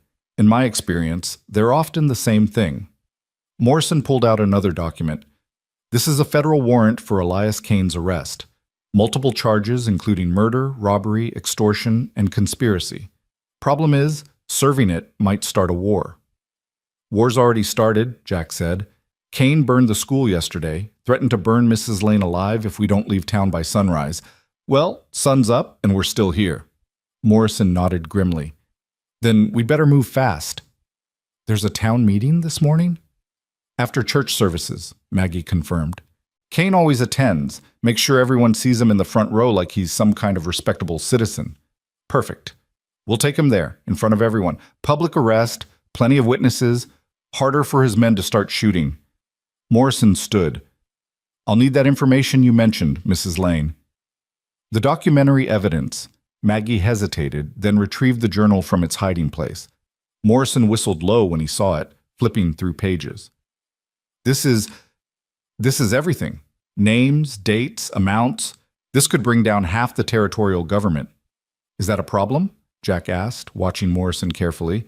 Morrison met his eyes steadily. Only for the criminals. I may be retired Army, but I took an oath to defend this country against all enemies, foreign and domestic. That didn't end when I mustered out. Church bells began to ring, calling the faithful to Sunday service. The sound was oddly beautiful in the morning air, a reminder that normal life still existed somewhere, even if it felt far from Red Rock Gulch. We should go, Morrison said. My men will position themselves around the church. When Kane shows up, we'll arrest him. Simple as that. Nothing's ever that simple with Kane, Maggie warned. No, Morrison agreed, but sometimes the simple plan is the best plan. Less to go wrong. As they prepared to leave, Jack pulled Morrison aside. Why really, Sam? Why come yourself? You could have sent deputies. Morrison was quiet for a moment. You remember my brother David? Good soldier. Died at Petersburg. No, he survived Petersburg. Came out here to start over, bought a ranch near Cheyenne. Morrison's face hardened. Kane's men killed him 2 years ago. Made it look like Indians, but I knew better. I've been hunting Kane ever since. This is personal for you. Everything's personal, Jack. We just pretend otherwise to make it easier to sleep at night. He checked his sidearm. Besides, I owed you. You saved my life at Antietam, kept me from charging into that cornfield with the first wave. Figured it was time I returned the favor. They walked to the church together, Maggie between them, looking like any group of respectable citizens attending Sunday service. The town was stirring, families emerging from houses, merchants closing shops for the Sabbath. Normal, except for the tension that seemed to thicken the air like smoke. The church was small, whitewashed, with a simple steeple topped by a wooden cross. People were already gathering, and Jack noticed how conversation stopped when they appeared. Word had spread about the ultimatum, about the sunrise deadline. Everyone was watching to see what would happen. Inside, pews were filling up. Jack spotted Thomas near the back, his face still bruised but his eyes bright with anticipation. Johansson the blacksmith was there too, taking up most of a pew by himself. Dr. Brennan sat with his wife, nervously fidgeting with his hymnal. And in the front row, like he owned the place, sat Elias Kane. He'd dressed for church, black suit making him look almost respectable except for the guns visible beneath his jacket. 6 of his men sat around him, their presence a clear threat to anyone thinking of causing trouble. Kane turned as they entered, that cold smile spreading across his face. "Mrs. Lane," he called out, voice carrying through the church. "And Mr. Hollander, glad to see you've come to your senses. Come to say goodbye to the good people of Red Rock Gulch?" "Come to worship," Maggie replied evenly, taking a seat halfway back. Jack sat beside her, Morrison on his other side. Morrison's men entered one by one, spacing themselves throughout the congregation. The service began, Reverend Mills looking nervous as he delivered a sermon about David and Goliath that felt a little too on the nose. Jack barely heard it, his attention focused on Kane, on the positions of his men, on the growing tension that made the air hard to breathe. Finally, the service ended, and Reverend Mills announced the town meeting. People shifted in their pews, but no one left. Everyone knew something was about to happen. Mayor Patterson stood, clearing his throat. "Before we discuss normal business, I believe Mr. Kane has something to say." Kane rose, turned to face the congregation. "Indeed I do. As you all know, there's been some unpleasantness lately. Outsiders coming to town, stirring up trouble, making wild accusations against respectable businessmen." "You burned the school," Thomas said, standing despite his obvious fear. "That's a serious accusation, boy. You have proof? Everyone knows—" "What everyone knows and what can be proved are different things," Kane interrupted. "But I'm not here to argue. I'm here to make an announcement. Effective immediately, I'm assuming the position of Sheriff of Red Rock Gulch."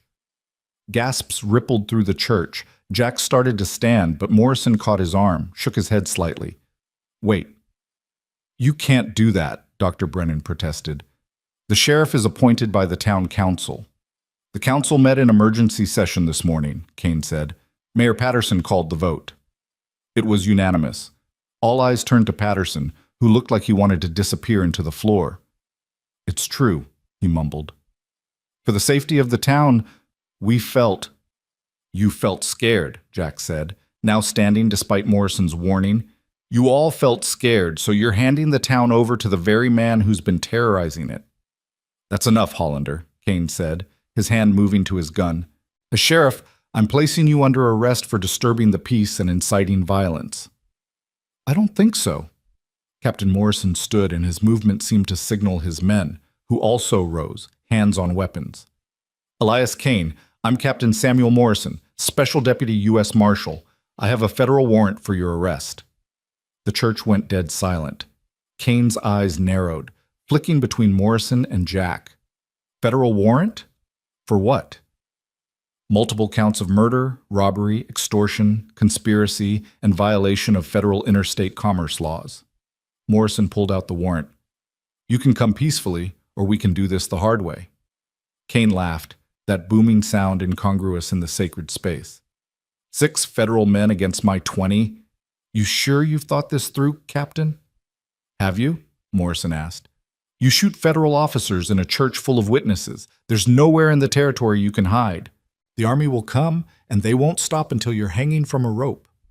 Maybe. But you'll be too dead to see it." The tension ratcheted up another notch. Jack could see Kane's men tensing, ready to draw. Morrison's men were equally ready. It would be a bloodbath, and innocent people would die in the crossfire. That's when Maggie stood. There's another way, she said, her voice carrying clearly. Single combat. You and Mr. Hollander. Winner takes all. Kane's eyebrows rose. What? You heard me. You've been wanting to prove you're the better man. Here's your chance. Face him one-on-one, no interference. If you win, we leave town, and the federal men leave with us. If he wins, you surrender to Captain Morrison. Maggie, no, Jack said, but she ignored him. Unless you're afraid, she continued, looking directly at Kane, unless all that strength is just for show, and you need your men to do your fighting for you. Kane's face darkened. The challenge, especially in front of everyone, was something his pride couldn't ignore. You're gambling your life on a washed-up soldier? He asked. I'm gambling on a good man against an evil one. God tends to favor those odds. Kane looked around the church, saw everyone watching, waiting. His reputation, his control, it all hinged on this moment. If he refused, he'd look weak. If he accepted, fine, he said. Right here, right now. Outside, Morrison said. This is still a church. They filed out into the morning sun, the congregation forming a circle in the dusty street. Kane removed his jacket, checked his guns. Jack did the same, trying to ignore Maggie's pale face, the fear in her eyes that she was trying to hide. You don't have to do this, Morrison said quietly. Yes, I do. Jack met his old commander's eyes. This has been coming since I rode into town. They took positions 20 paces apart. The street had gone silent except for the wind and the creaking of the church sign. Jack could hear his heartbeat, steady and strong. This was familiar territory. The moment before violence, when time seemed to slow and every detail became crystal clear. He saw Kane's stance, the slight favor of his right side that suggested an old injury. Saw the sweat on the man's forehead despite the cool morning. Saw the tiny tremor in his left hand that spoke of nerves or maybe too much whiskey the night before. On 3, Mayor Patterson said, his voice shaking. 1. Jack breathed deep, let his mind empty of everything but the target. 2. Kane's hand twitched, and Jack knew he was going to draw early, on the count of 2.5, hoping to catch Jack off guard. 3. Kane moved, fast as a snake, his gun clearing leather before Patterson finished the word. But Jack was already moving too, that instinct honed by war and survival taking over. His Colt came up smooth and sure, and he fired as Kane's gun rose toward him. The shots came so close together they sounded like one. Jack felt the wind of Kane's bullet pass his ear.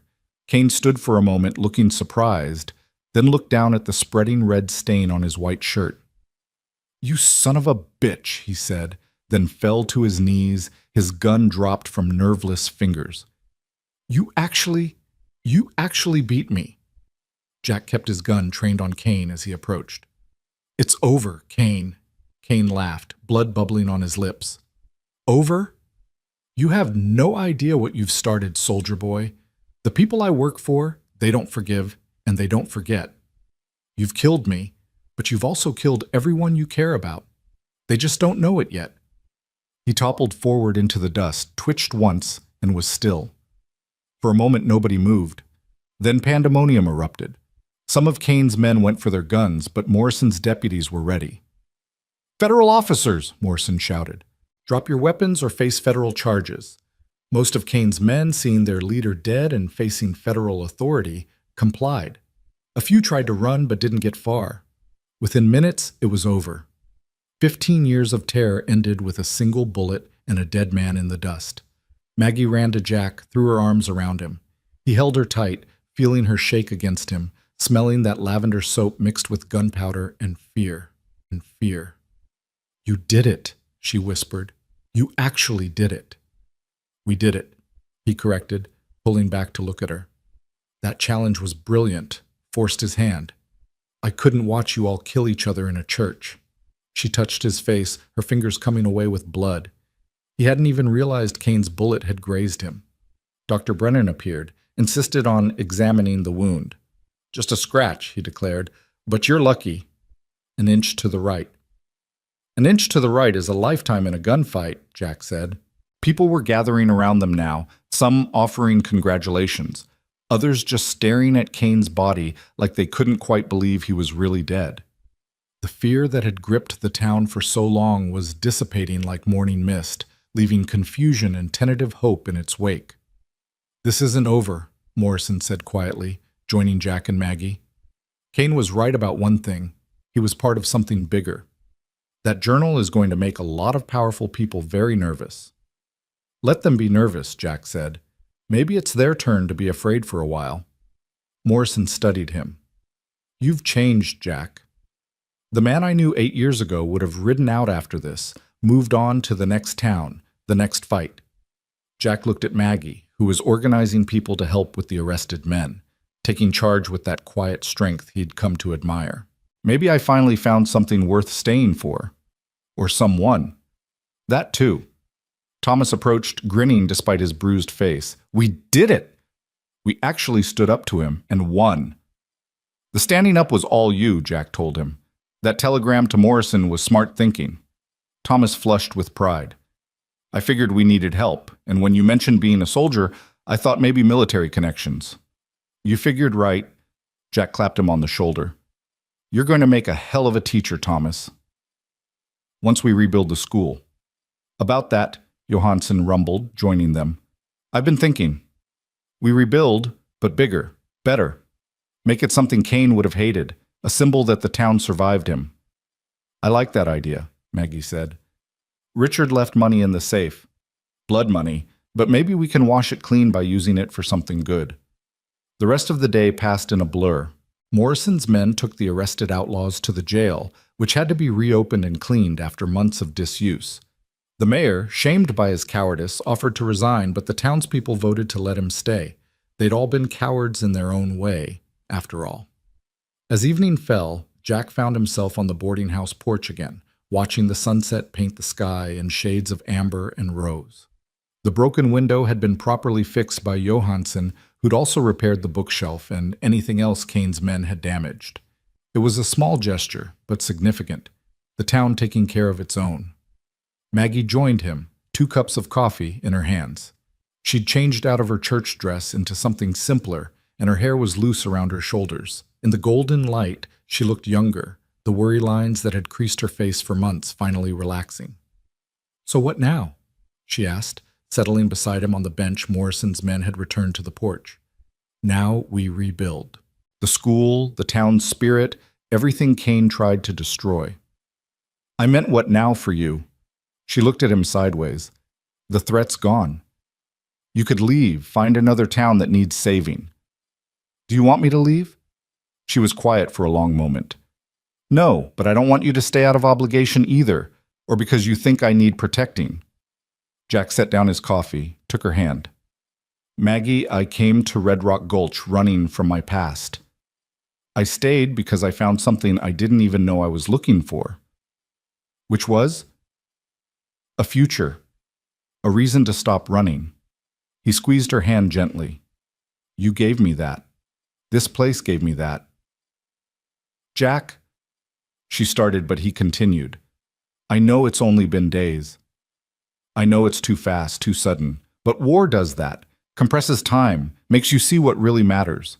And what matters to me is being here, with you, helping to build something instead of destroying it for once." Tears gathered in her eyes. "I'm not an easy woman to love, Jack Hollander. I'm stubborn and proud, and I've got more ghosts than rooms in this boarding house." "Good thing I'm comfortable with ghosts, then." She laughed, a real laugh this time, not bitter or tired, but genuinely amused. "You impossible man. That's the second time you've called me that. It bears repeating." She leaned against him, her head on his shoulder. "Stay then. Help me run this place. Though I should warn you, the pay is terrible and the hours are worse. But the company's good. The company is complicated. I like complicated." They sat in comfortable silence as stars began to appear in the darkening sky. The town around them was settling into evening routines, families gathering for dinner, the saloon beginning its nightly revelry, but more subdued than before, as if Kane's death had reminded everyone of mortality. "There's something else," Morrison said, appearing in the doorway. "I've been authorized to offer you a position, Jack. Deputy U.S. Marshal, working specifically on cleaning up the network Kane was part of. Jack felt Maggie tense beside him. "I'm honored, Sam, but you're done with that life," Morrison finished. "I figured as much. Had to offer, though." He smiled. "Besides, I think Red Rock Gulch needs you more than the Marshal Service does." "The town needs all the help it can get," Maggie said. "We've got a lot of healing to do." "You'll do fine," Morrison said.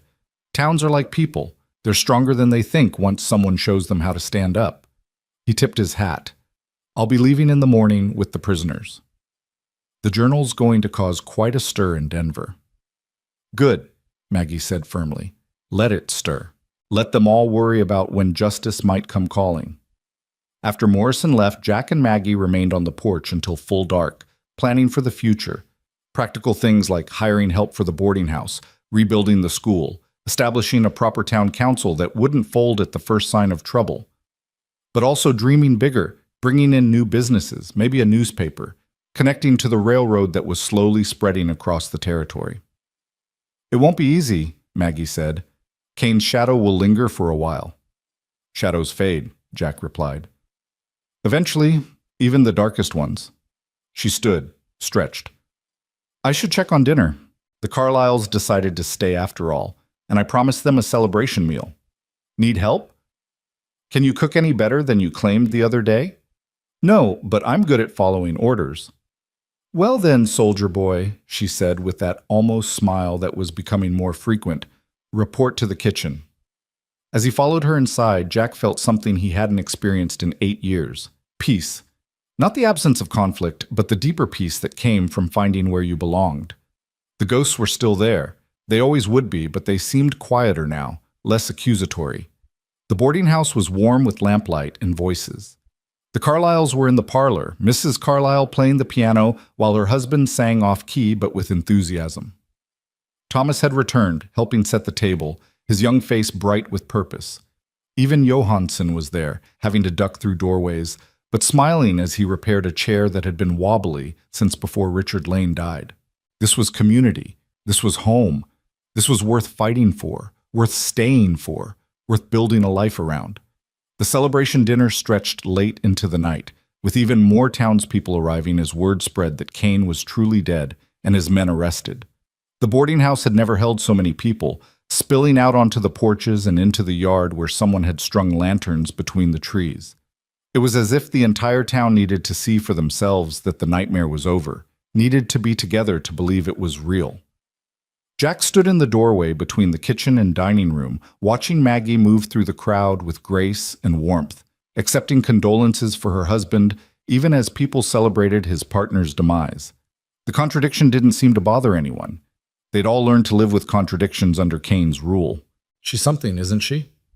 Morrison appeared at his elbow, nursing a cup of coffee while others had moved on to harder drinks. "That she is. You know this won't be the end of your troubles. Kane had partners, suppliers, buyers. Some of them won't be happy about this disruption to their business." Jack nodded. "I figured as much. But we'll handle it as it comes." "We again." Morrison smiled. "You've really decided to stay then." "Seems I have." Morrison was quiet for a moment, watching the celebration. "I never thought I'd see you settle down, Jack. After what happened with the Indian campaigns, your resignation, I thought you'd drift forever." "So did I." Jack watched Maggie laugh at something Mrs. Carlyle said, the sound bright as silver bells. "But sometimes you find something that makes you want to stop drifting. Or someone." Before Jack could respond, Thomas burst through the front door, face flushed with excitement and fear. "Riders coming! A lot of them!" The celebration stopped as if someone had thrown a switch. Men reached for guns they'd started wearing again, women gathered children, and the joy of moments before transformed into familiar terror. Jack pushed through the crowd to the porch, Morrison beside him, Maggie appearing at his other side. In the distance, lit by the full moon, a dust cloud rose from the road. Jack counted at least a dozen riders, maybe more, moving fast and purposeful toward town. "Kane's other men?" Maggie asked, voice steady despite the fear he could see in her eyes. "Possibly." Jack checked his Colt, the gesture automatic. "Everyone inside. Morrison, can your men—" already moving. Indeed, the federal deputies were taking positions, professional and calm. The riders thundered into town, and Jack recognized the lead figure even before he pulled up in front of the boarding house. Marcus Tillman, Kane's second-in-command who'd been mysteriously absent during the morning's confrontation. A cruel man with a scarred face and dead eyes, he'd always been the one Kane sent to do the wettest work. "Evening, folks," Tillman said, his voice carrying that false friendliness that preceded violence. "Heard there was a celebration. Thought we'd join in." "Celebration's over," Jack said, stepping forward, "and you're not welcome." Tillman's eyes found him, and his smile was all teeth and no warmth. "You'd be the one who killed Mr. Kane, Hollander, right? The drifter who decided to play hero." "The federal marshals have assumed control of this town," Morrison announced, moving to stand beside Jack. "Any business you had here is finished." "Federal marshals?" Tillman spat tobacco juice into the dust. "Well, that's impressive. But see, we've got business that transcends federal authority. Mr. Kane owed us money, considerable money, and since he's no longer able to pay," his gaze shifted to Maggie. "We figured his assets would cover the debt, including this establishment and everything in it." "Kane owned nothing here," Maggie said, stepping forward despite Jack's attempt to hold her back. "This boarding house is mine, legally and completely." "That's debatable. See, your husband owed Kane money, and Kane owed us money, so by the transitive property of debt, you owe us." Tillman's smile widened. "Unless you've got $15,000 hidden somewhere." The number hung in the air like a curse. It was more money than the entire town could raise, and everyone knew it. "She doesn't owe you anything," Jack said. "No? Well, that's unfortunate, because we're going to collect, one way or another." Tillman's hand moved to his gun. "Now, we can do this civilized-like. The lady comes with us, works off the debt in one of our establishments down Mexico way. Should only take, 5 or 6 years." The rage that flooded through Jack was ice-cold and familiar. "You'll have to go through me." "And me," Morrison added. "And me," Thomas said, voice shaking but determined. One by one, others stepped forward. Johansson, massive and immovable. Dr. Brennan, elderly but resolved. Even Mr. Carlyle, who had to be 70 if he was a day. The town that had cowered before Kane was standing together, perhaps for the first time. Tillman laughed. "Well, ain't that touching? The whole town playing soldier." His expression hardened. "But bullets don't care about courage, and we've got more guns than you've got heroes." "Maybe," Jack said, "but you fire one shot, and you'll have the entire U.S. Army down on you within a week. Is $15,000 worth that?" "You're assuming we leave witnesses." The tension ratcheted up another notch. Jack could feel it, that moment before violence, when everything balanced on a knife's edge. One wrong word, one twitchy finger, and the street would run red. That's when they heard it. More horses approaching. Lots of them. Everyone turned to see another dust cloud, this one coming from the north. Tillman's men grew nervous, hands moving to weapons. The new riders crested the hill, and Jack's heart sank. More outlaws, probably Tillman's reinforcements, but as they got closer, he saw something that made him blink in surprise. The lead rider was a woman, dressed in men's clothes but unmistakably female, with long black hair streaming behind her and a rifle across her saddle. She led at least 20 riders, all well armed and riding with the easy confidence of people who knew their business. They swept into town like a cavalry charge, surrounding Tillman's men before they could react. The woman pulled up between Tillman and the boarding house, her dark eyes taking in the scene with quick intelligence. She was perhaps 30, beautiful in a fierce way, with sun-darkened skin that suggested Apache or Mexican heritage. "Marcus Tillman," she said, her voice carrying a slight accent. "Still threatening women and calling it business?" Tillman's face went pale. "Maria Sandoval. Didn't expect to see you this far north. I go where I please." She turned in her saddle, looked at Jack and Maggie. "You would be the ones who killed Elias Kane?" "I killed him," Jack said, stepping forward. "In a fair fight." Maria studied him for a long moment, then smiled. It transformed her face, made her look younger. "Good. He was a pig who deserved a pig's death, though from what I hear, you gave him better than he deserved." You knew Kane, Maggie asked. Knew him, did business with him, despised him. Maria dismounted with fluid grace, handed her reins to one of her men. He tried to cheat me on a cattle deal last year. When I objected, he suggested I could pay in other ways. She touched a thin scar on her neck. I declined, forcefully. This ain't your business, Maria, Tillman said, but his voice lacked conviction. Everything in this territory is my business if I choose to make it so. She walked past him as if he didn't exist, approached Maggie. You are the widow Lane. I am. Your husband was more honorable than Kane, though that's a low bar to clear. He always dealt fairly with my people. Maria glanced at the boarding house. This is yours now? Yes. Good. A woman should have her own property, her own business. She turned back to Tillman. Which is why you're going to leave. Now. And you're going to forget any debts you think are owed. You can't just... Maria's gun appeared in her hand so fast Jack barely saw the draw. I can do whatever I please, Marcus. I have more men, better men, and unlike you, I'm not afraid of the Federals. In fact, she glanced at Morrison, I believe Captain Morrison and I have done business before. Morrison nodded carefully. The rustling ring out of Amarillo. You provided information that led to several arrests. And you paid well for that information. Maria holstered her gun.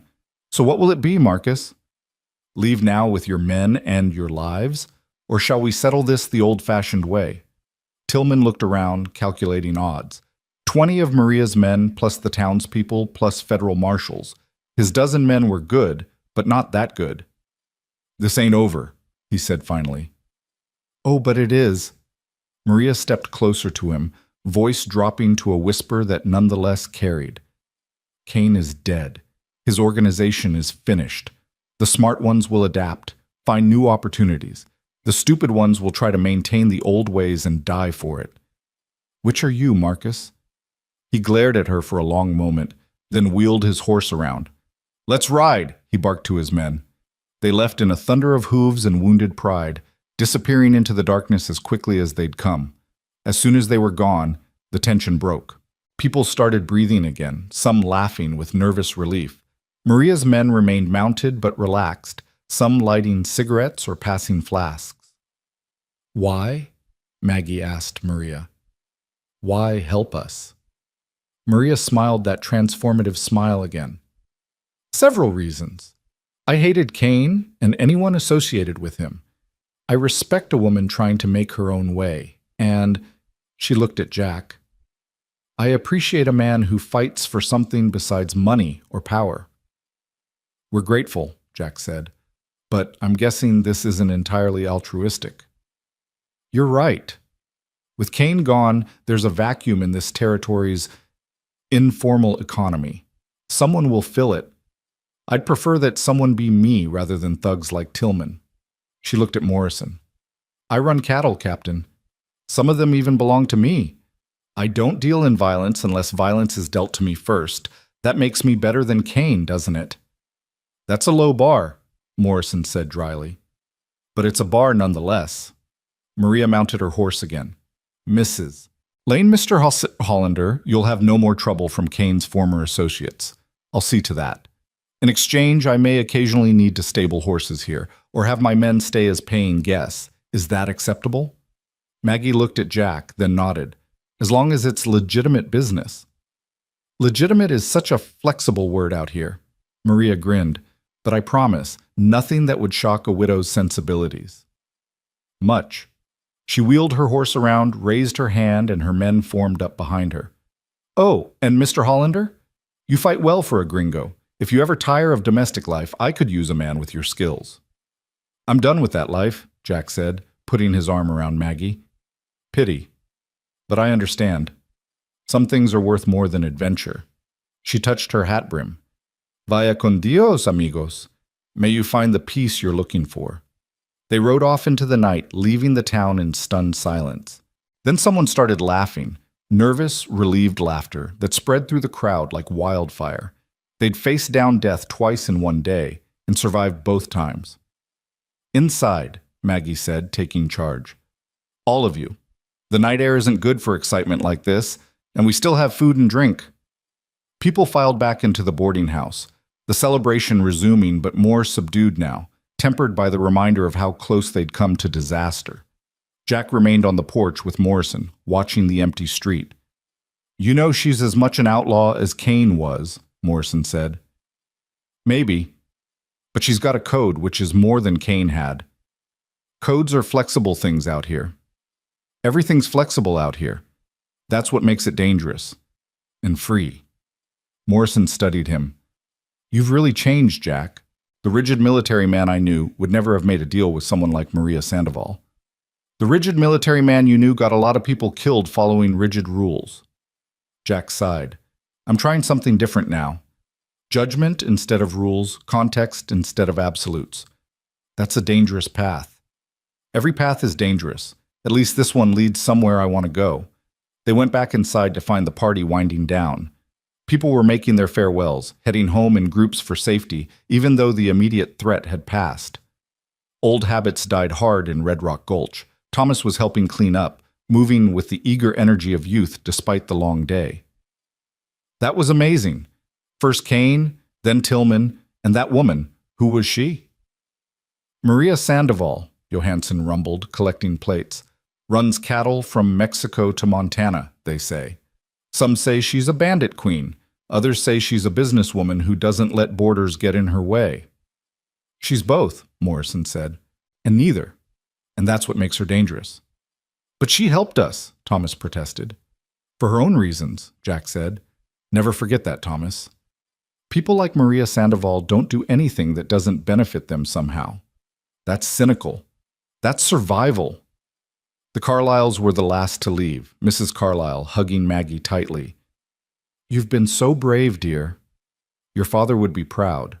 After they'd gone, only Jack, Maggie, Morrison, and his deputies remained. The federal men would stay the night before transporting their prisoners to Denver in the morning. "I should check the barn," Morrison said. "Make sure the prisoners are secure." "I'll go with you," Jack offered, but Morrison waved him off. "Stay with Mrs. Lane. She's had enough shocks for one day." When they were alone, Maggie sank into a chair by the fireplace, suddenly looking exhausted. The strength that had carried her through the day seemed to drain away, leaving her small and vulnerable. "It's not over, is it?" she said quietly. "There'll be others. If not Tillman, then someone else. The violence will just keep coming." Jack knelt beside her chair, took her hands. They were trembling slightly, and he rubbed them gently between his own. "Maybe. But not tonight. Tonight you're safe. The town is safe. Tomorrow, we'll deal with tomorrow." "I'm so tired, Jack. Tired of being afraid, tired of being strong, tired of fighting." "Then stop. Let me fight for a while. Let me be strong. That's what partners do. Take turns carrying the load." She looked at him with those green eyes that had captured him from the first moment. "Is that what we are? Partners? If you'll have me." "Jack Hollander, you brave, foolish, wonderful man. You've known me less than a week. Best week of my life." That surprised a laugh out of her. "You have low standards." "No, I have very specific standards. They just happen to match a green-eyed widow who runs a boarding house and stands up to outlaws." She leaned forward, rested her forehead against his. "What am I going to do with you? Keep me around? Let me help rebuild the school? Maybe let me court you properly, now that people aren't actively trying to kill us?" "Court me? How terribly old-fashioned. I'm an old-fashioned kind of man." "No," she said softly. "You're a good man trying to remember how to be good. There's a difference." She kissed him then, soft and sweet and full of promise. When she pulled back, there were tears in her eyes. "Stay," she whispered. "Not just tonight, not just for a while. Stay and help me build something worth having. I already promised I would. Promise me again. I need to hear it. I promise Margaret Lane to stay in Red Rock Gulch, to help you run this boarding house, to rebuild what Cain destroyed and create something better, to court you with whatever passes for propriety in a frontier town, and to never ever leave you to face your demons alone. That's a lot of promises. I'm a man of many talents. She laughed again, fuller this time. Indeed you are. A knock at the door interrupted them. Jack answered it to find a young boy, maybe 12, hat in hand and nervous.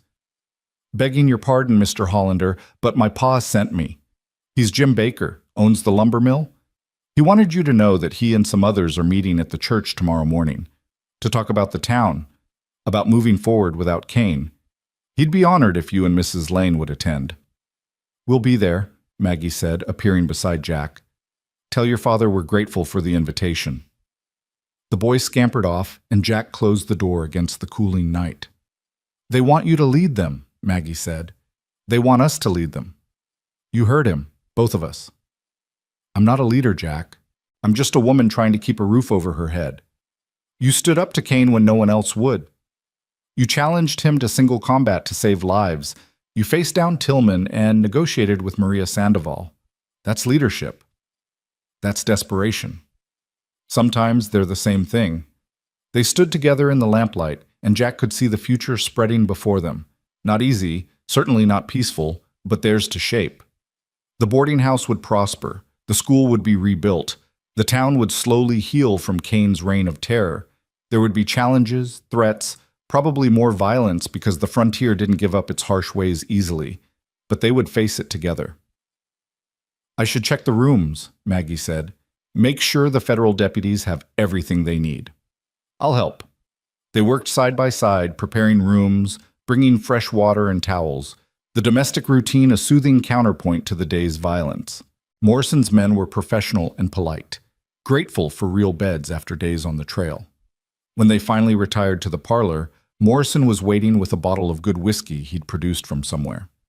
A toast, he said, pouring 3 glasses, to unlikely allies and new beginnings. They drank, the whiskey burning warm down Jack's throat. I'll be recommending federal protection for the town, Morrison said, at least until things stabilize. There's going to be a scramble to fill Kane's void, and I'd rather not see another tyrant rise. What about Maria Sandoval? Maggie asked. She's a known quantity. We have an understanding. She keeps the peace, doesn't raid American settlements, and we don't look too closely at her cattle operations. Morrison shrugged. It's not ideal, but it's better than chaos. The lesser evil, Jack said. The manageable evil. Sometimes that's the best we can hope for. They talked long into the night, planning for contingencies, discussing the town's future. At some point, Maggie fell asleep in her chair and Jack covered her with a blanket, struck by how young she looked in sleep, how vulnerable. You love her, Morrison observed. Is it that obvious? To someone who knows you, yes. You never were good at hiding your feelings, Jack. It's what made you a good officer. Your men always knew where they stood with you. And what made me a terrible politician. Thank God for that. Morrison stood, stretched. I should check on the men one more time. Left alone with the sleeping Maggie, Jack sat watching the fire die to embers. Through the window, he could see stars wheeling overhead, the same stars he'd watched from a dozen different towns over the years. But they looked different now, less like navigation points for a drifter, and more like lights blessing a home. Maggie stirred, opened her eyes. Did I fall asleep? Just for a bit. She sat up, self-conscious. I should go to bed. It's been a very long day. The longest. She stood, paused. Jack? What you said earlier about courting me properly, did you mean it?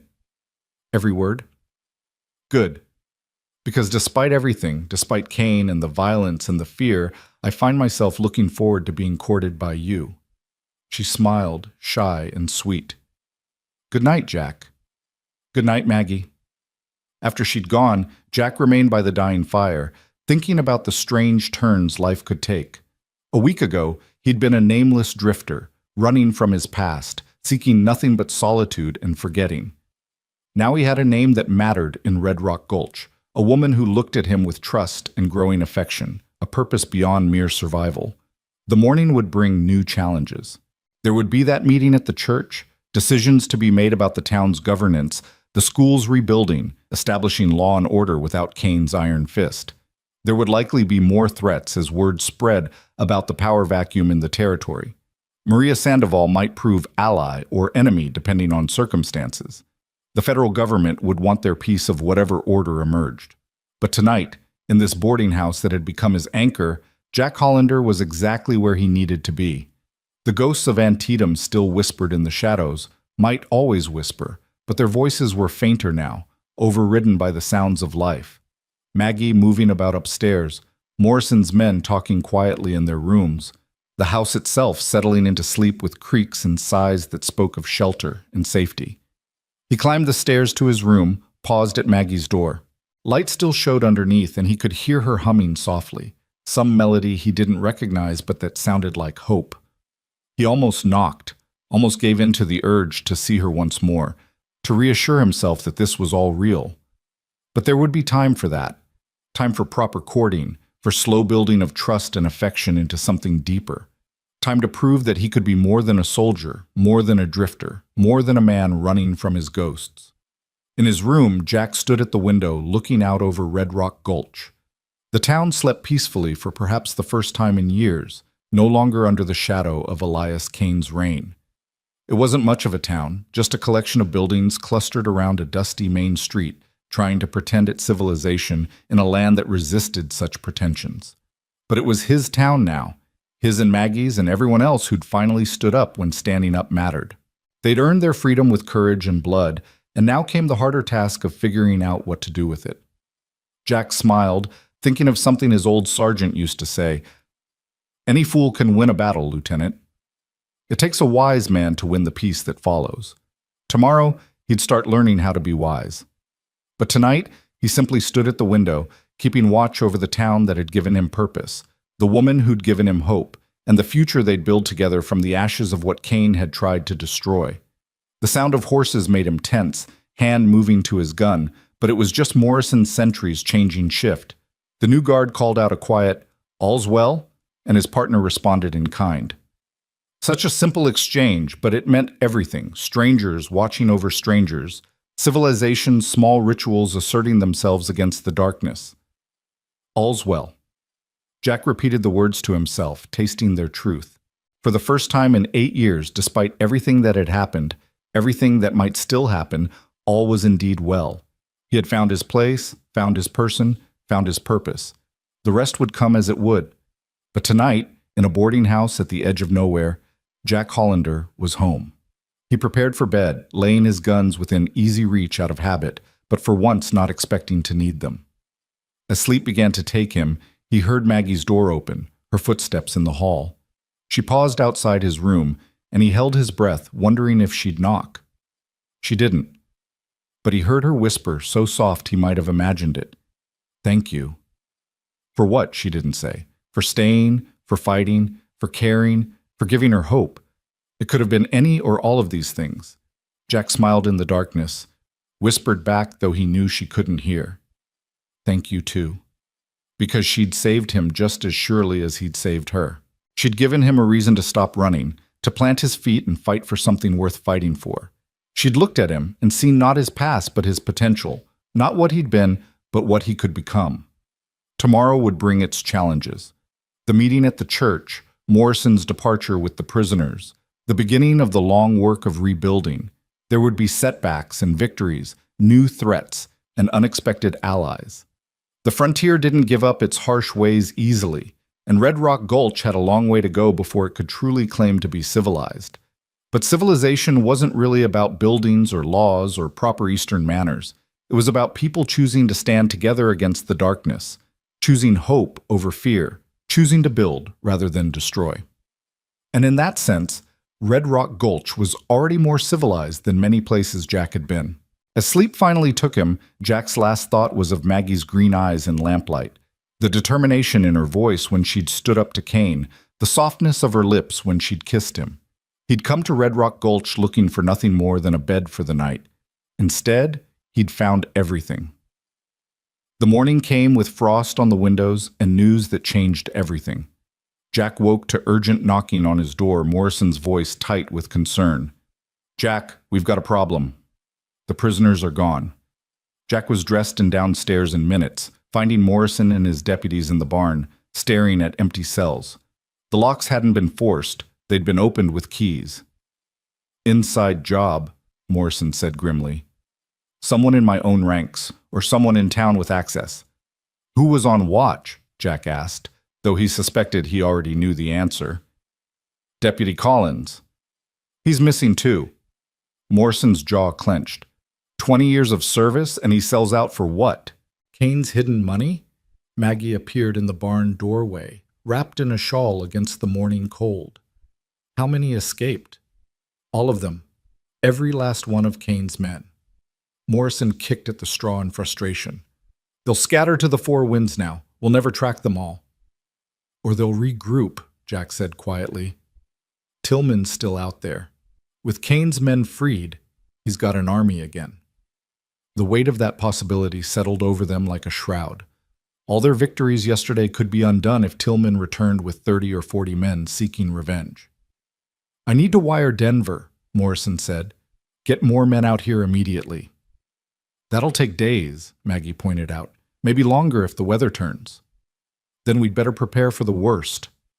Jack looked around the barn, his mind already working through defensive positions, lines of fire. Thomas said there was a town meeting this morning. We need to tell people, get them ready. Ready for what? Morrison asked. Most of these people aren't fighters, Jack. They're shopkeepers and farmers. They fought yesterday when it mattered. Standing behind us is different from standing alone. Morrison headed for the door. But you're right. They need to know. I'll send the telegram, then meet you at the church. An hour later, the church was packed despite the early hour. Word had spread quickly about the escape, and fear had returned to faces that just yesterday had shown hope. Jack stood at the front with Maggie, looking out at the assembled townspeople, seeing their courage wavering. So we're right back where we started, someone called out. Kane's men are free, and we're defenseless. We're not defenseless, Jack said firmly. We have weapons, we have warning, and we have something we didn't have before. We know we can stand up to them. You stood up to them, Mr. Patterson corrected. You and the federal marshals. The rest of us just watched. That's not how I remember it, Maggie spoke up, her voice carrying clearly. I remember this entire town standing together when Tillman came calling. I remember Dr. Brennan stepping forward despite his age. I remember Thomas ready to fight despite being half the size of any outlaw. That was different, Dr. Brennan said. We had backup then. Federal marshals, that Sandoval woman, and her riders. And what happens next time, someone else asked, when it's just us? The question hung in the air like smoke. Jack could feel the moment slipping away, the town's brief courage evaporating like morning dew. Then Johansson stood up, his massive frame commanding attention. Then we fight, the blacksmith said simply. Like men, like Americans, like free people. Or we run and live as cowards. Choose. Easy for you to say, Foster the salesman had returned, Jack noticed, probably figuring the danger had passed. You're built like a mountain. The rest of you have hands, eyes, and triggers to pull, Johansson interrupted. I've seen boys half your size stand against Confederate charges. Stop making excuses. He's right, Thomas stood up, still bearing bruises from his encounter with Kane's men. I'm tired of being afraid. Tired of letting others decide our fate. If they come, I'm fighting. With what? Patterson asked. Good intentions? With these. Jack pulled out a key, tossed it to Thomas. The key to Kane's private arsenal, found it in his office at the saloon this morning. Enough rifles and ammunition to arm every adult in town. The mood shifted slightly. Armed resistance was different from bare-handed defiance. I can teach people to shoot, Morrison said, entering the church. My deputies and I will be staying until reinforcements arrive. We can use that time to prepare. And I can fortify the town, Johansson added. Barricades, defensive positions, make them pay for every foot of ground. You're talking about turning Red Rock Gulch into a battlefield, Mrs. Carlyle said, her voice trembling. No, Jack replied. I'm talking about making it a fortress. There's a difference. Battlefields are where people go to die. Fortresses are where they go to survive. The debate continued for another hour, but gradually the tide turned. Fear was still there, but it was being tempered by determination. Plans were made. Work parties to build defenses, training sessions for those who couldn't shoot, evacuation plans for children and elderly if things went bad. As the meeting broke up, Jack noticed a stranger sitting in the back pew, someone he hadn't seen before. A man in his 50s, well-dressed but travel-worn, with the kind of careful stillness that suggested either danger or deep thought. When their eyes met, the stranger stood and approached. "Mr. Hollander?" "My name is William Nash. I'm an attorney from Denver." He handed Jack a card. "I represent certain interests that were affected by recent events." "Kane's partners." Jack's hand moved to his gun. "Former partners," Nash corrected, "who are as happy as anyone to see him gone. Bad for business, all that violence, draws unwanted attention." "What do you want?" Nash glanced at Maggie. "Actually, I'm here to see Mrs. Lane, about her husband's estate." "My husband left nothing but debts," Maggie said coldly. "On the contrary, he left something quite valuable. Information. Documentation." Nash's eyes were shrewd, the kind that certain people would pay handsomely to acquire, or to ensure it never sees daylight. "The journal," Jack said, "among other things." Mr. Lane was remarkably thorough in his record-keeping. Names, dates, amounts, locations. A prosecutor's dream, or nightmare depending on one's position. "Are you threatening us?" Maggie asked. "Quite the opposite. I'm here to make an offer. My clients would like to purchase all documentation related to their business arrangements. They're prepared to pay $50,000. The number stunned everyone within earshot. It was more money than most people would see in a lifetime. "In exchange for what?" Jack asked. "The documents and your silence. You forget what you've learned, and my clients forget you exist. Everyone wins. Except the people Kane and your clients hurt," Maggie said. "The family's destroyed, the business is ruined." Nash shrugged. "The past is past, Mrs. Lane. This is about the future, your future. $50,000 could transform this town. Build 10 schools, bring in legitimate business, or..." He paused significantly. "You could refuse and find out how much harder life can be when powerful people consider you a threat." "Get out," Jack said quietly. "I beg your pardon?" "You heard me. Get out of this church, out of this town. Tell your clients their money's no good here." Nash's expression hardened. "You're making a mistake, Mr. Hollander."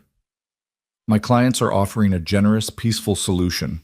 The alternatives are less pleasant. We'll take our chances." Nash looked between them, shook his head. "Pride goeth before a fall, as the good book says. I'll give you 24 hours to reconsider.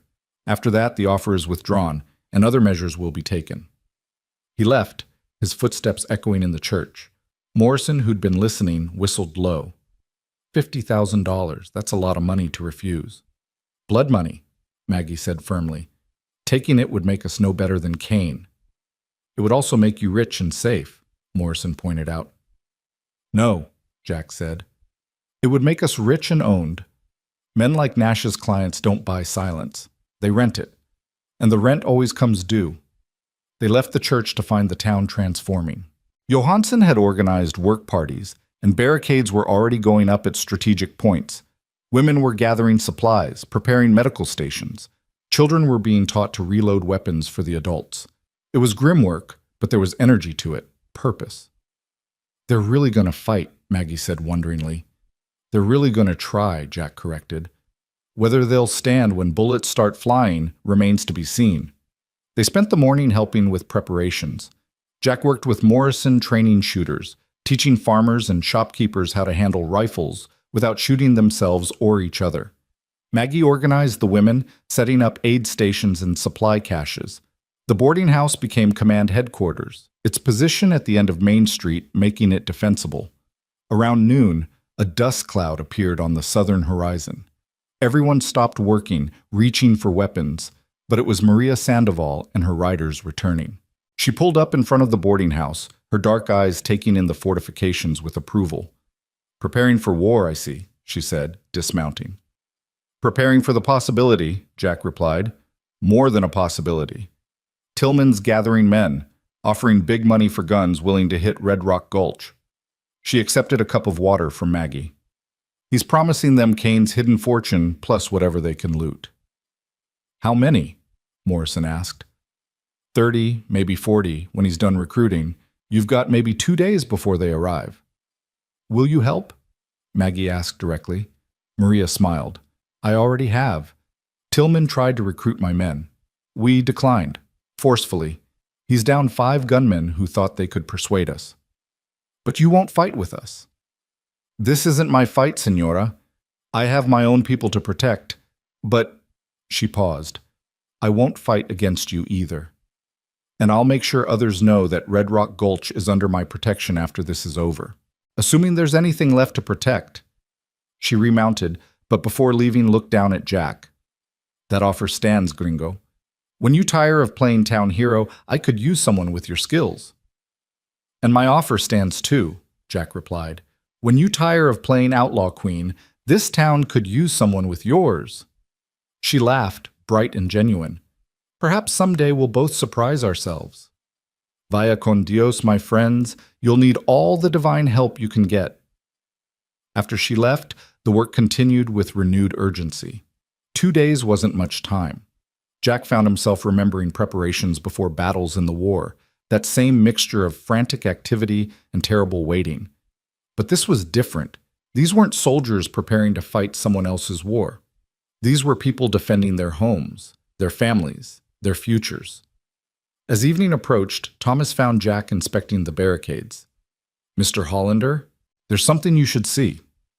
He led Jack to the schoolhouse ruins, where a group of children were playing in the ashes. But it wasn't random play. They were practicing formations Morrison had taught their parents, using sticks as rifles, moving with surprising discipline. They've been doing this all day, Thomas said, even the youngest ones. They want to help. Children shouldn't have to think about war. No, but these children have lived under Kane their whole lives. They know what violence looks like. At least now they're seeing people prepare to fight back instead of just accepting it. One little girl, maybe 8 years old, marched up to Jack and saluted with her stick rifle. We're ready to fight the bad men, Mr. Hollander? Jack knelt down to her level. That's very brave of you. But you know what would help even more? If you and your friends were our special scouts, watch from safe places and run messages between the adults. Can you do that? Her eyes lit up. Yes, sir. We'll be the best scouts ever. As the children ran off to share their new mission, Thomas smiled. You're good with them. I had younger siblings once, Jack said, then changed the subject before Thomas could ask what happened to them. How are the fortifications looking from the church steeple? They climbed the steeple as the sun set, giving them a commanding view of the town's defenses. Barricades blocked the 3 main approaches, with fallback positions prepared. It wasn't professional military work, but it was solid. Will it be enough? Thomas asked. Depends on how determined Tillman is. If he wants a quick raid for loot, maybe. If he wants revenge, Jack shrugged. We'll make it cost him either way. I've been thinking about what Nash said. $50,000. We could evacuate everyone, start over somewhere else. Could we? You think men like Nash's clients would just let us go? We know too much. They'd hunt us down eventually, or always be looking over our shoulders. Jack turned from the view. Sometimes the only way out is through.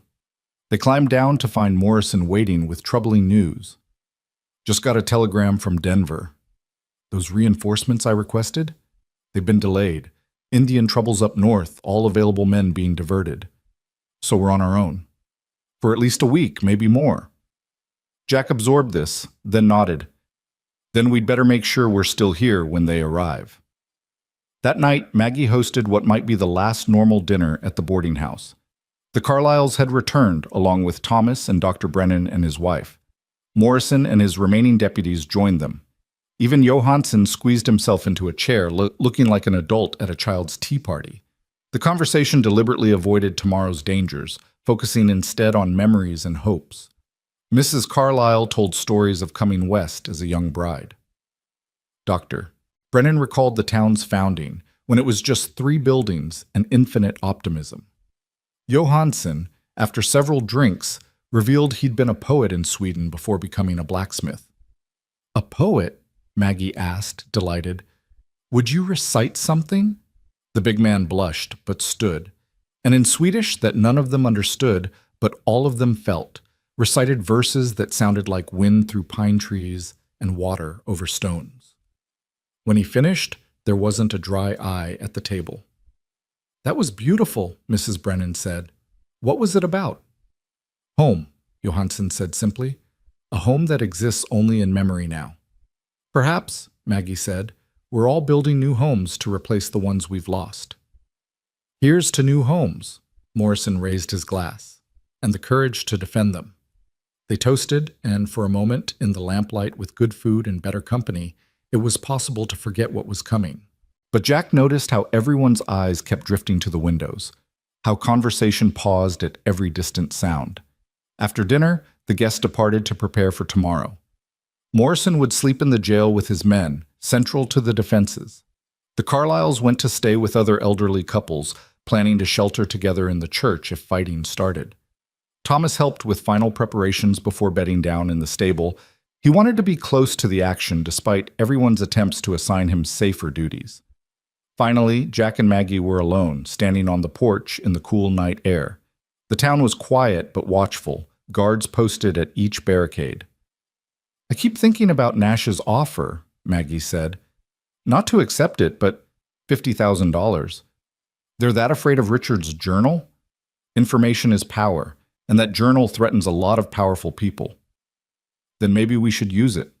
Not sell it, but use it. Telegraph the information to newspapers, federal prosecutors." "After," Jack said. "After we survive tomorrow. One war at a time." She leaned against him, and he put his arm around her. "Do you think we will? Survive? I think we have a better chance than anyone expects. Tillman's recruiting scum and drifters who fight for money. We're defending our homes. That matters." "You sound very sure." "I've seen both kinds of fighters. When things get bad, mercenaries run. People defending their families don't. And you? What are you defending?" Jack turned her to face him. "You. This place, the future we talked about building. We've known each other a week, Jack." 8 days now, he corrected, which made her smile. 8 days? And you're willing to die for what we might build? I'm willing to live for it. That's harder. She rose on her toes and kissed him, deeper than before, with urgency born of uncertainty about tomorrow. When they parted, both were breathing hard. "Maggie, I know. Not tonight. Not like this, with death hanging over us." She touched his face. "But when this is over, when we've won and the town is safe, and life is normal again." "Yes? Then we'll have that courtship you promised. Proper and lengthy, and probably frustrating for both of us. I can wait." "Good, because I'm worth waiting for." "I know you are." They stood together watching the stars until the night grew too cold, then reluctantly parted. Jack made one more round of the defenses, checking positions, reviewing plans with the guards. Everything was as ready as it could be. Back in his room, he cleaned his weapons one more time, wrote a letter to be sent to his sister in Ohio if things went badly, and tried to sleep. But rest wouldn't come. His mind kept running through scenarios, possibilities, the 100 things that could go wrong tomorrow. A soft knock interrupted his thoughts. "Jack?" Maggie's voice, tentative. He opened the door to find her in a nightgown and robe, hair loose around her shoulders, holding something wrapped in cloth. "I couldn't sleep either," she said, "and I remembered something. Richard had this. Never used it, said it was bad luck, but..." She unwrapped the cloth to reveal a pistol, smaller than his Colt but well made, with ivory grips. "I thought you should have it. As backup." "Maggie, this was your husband's..." "My husband was a weak man who got himself killed. You're neither weak nor planning to die. Take it." He accepted the gun, checked its action. It was perfectly maintained, loaded, ready. "Thank you. There's something else." She pulled out a letter, sealed with wax. "If something happens to me tomorrow, give this to my sister in Boston. Her address is on the front. She doesn't know about any of this. I'd like her to hear it from me, not newspapers. Nothing's going to happen to you. Promise me anyway." "I promise." But you'll be posting that letter yourself when this is over. She smiled, sad but genuine. I hope so. She turned to go, then looked back. Jack? Whatever happens tomorrow, these 8 days, they've been worth it. You made me remember what it feels like to hope. Before he could respond, she was gone, her door closing softly. Jack stood in his doorway holding the ivory-gripped pistol, feeling its weight, understanding the trust it represented. A widow giving her husband's gun to another man. There was symbolism there that didn't need explaining. He returned to his room but gave up on sleep, instead sitting at the window watching the town. Somewhere out in the darkness, Tillman was gathering his forces. By tomorrow night, some of the people sleeping peacefully in their homes might be dead. The children practicing with stick rifles might be orphans. The town itself might be ashes. But that was tomorrow's sorrow. Tonight, Red Rock Gulch slept under stars and the watch of determined guards. Tonight, people who'd lived in fear for years rested, knowing they'd finally stood up. Tonight, a boarding house held 2 people who'd found each other against all odds and were willing to fight for the chance at something more. A sound made Jack focus. Horses, moving slow and quiet on the edge of town. He grabbed his rifle, ready to raise the alarm, but then recognized the lead rider in the moonlight. It was the boy who delivered the message earlier, Jim Baker's son, leading a group of men Jack didn't recognize. He went downstairs, met them as they reached the boarding house. What's this? Reinforcements, Mr. Hollander, the boy said proudly. Pa sent me to the mining camps. These men heard about the fight and want to help. There were 8 of them, rough-looking men with harder eyes than farmers, carrying well-used weapons. Miners, probably, or former soldiers turned prospectors. The kind of men who knew violence and weren't afraid of it. Why? Jack asked their apparent leader, a grizzled man missing 2 fingers on his left hand. Kane's men hit our camp last winter, killed 2 of our friends, took everything we dug up. The man spat tobacco juice. We've been waiting for someone to stand up to them. Figured it was time we returned the favor. We can't pay you. Didn't ask for pay. Just a chance to even the score. Jack studied them, then nodded. Welcome to Red Rock Gulch. We can use every gun we can get. He showed them to defensive positions, integrated them into the plan. 8 more fighters might not seem like much, but 8 who knew their business could make a difference. Dawn was still hours away when Jack returned to his post at the window. The town was as ready as it would ever be. They had weapons, fortifications, determination, and now unexpected allies. Would it be enough? He wouldn't know until Tillman arrived. But one thing had become clear in these 8 days. Red Rock Gulch was no longer a town of victims. It was a town of people who'd remembered how to fight back. And that, more than guns or barricades, might make all the difference. The ivory-gripped pistol sat on the table beside him, catching the lamplight. Such a small thing to represent such large trust. Jack picked it up, felt its balance. Tomorrow, he might have to use it. Tomorrow, many people might die. But tomorrow hadn't come yet. Tonight, he kept watch. Tonight, he guarded the dreams of a town that had finally found its courage, and a woman who'd taught him that some things were worth more than survival.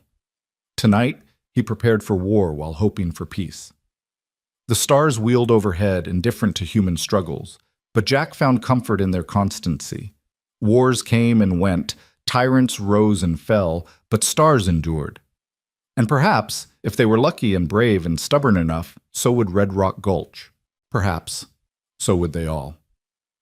The first shot came at dawn, shattering the kitchen window as Maggie poured coffee.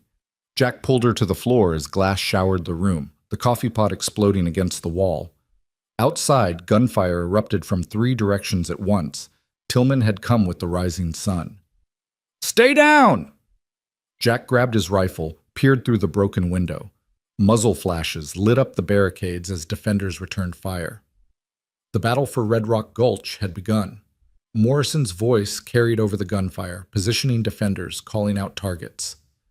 The miners who'd arrived in the night proved their worth immediately, their rifle fire disciplined and deadly.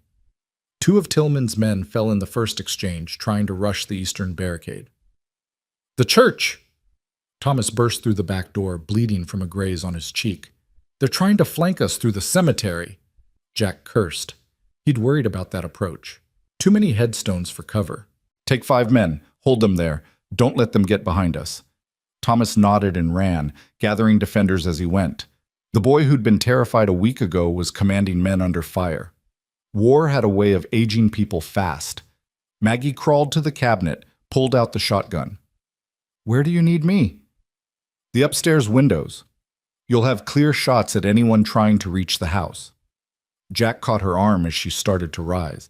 "Maggie, if they break through, they won't." She kissed him quickly, fiercely. "We won't let them." She disappeared upstairs as Jack moved to the front door. Main Street had become a killing ground, Tillman's men taking cover behind overturned wagons they'd pushed ahead of them. But the barricades held, Johansson's work solid even under sustained fire. The blacksmith himself stood at the central barricade like something out of legend, a rifle in each massive hand, firing alternately with mechanical precision. Beside him, Dr. Brennan worked frantically on a wounded defender, hands steady despite the bullets whining overhead. "How many?" Jack called to Morrison. 40, maybe more. They're testing our defenses, looking for weak spots." Jack spotted Tillman himself behind an overturned freight wagon, directing his men with sharp gestures. The scarred outlaw had learned from Kane's mistakes. He was keeping back, letting others take the risks. A scream from the left drew Jack's attention. The western barricade was buckling, 3 defenders down. If it fell, Tillman's men could pour through, get behind the other positions. Jack ran toward the breach, the ivory-handled pistol in one hand, his Colt in the other. A man with a red bandana was climbing over the barricade.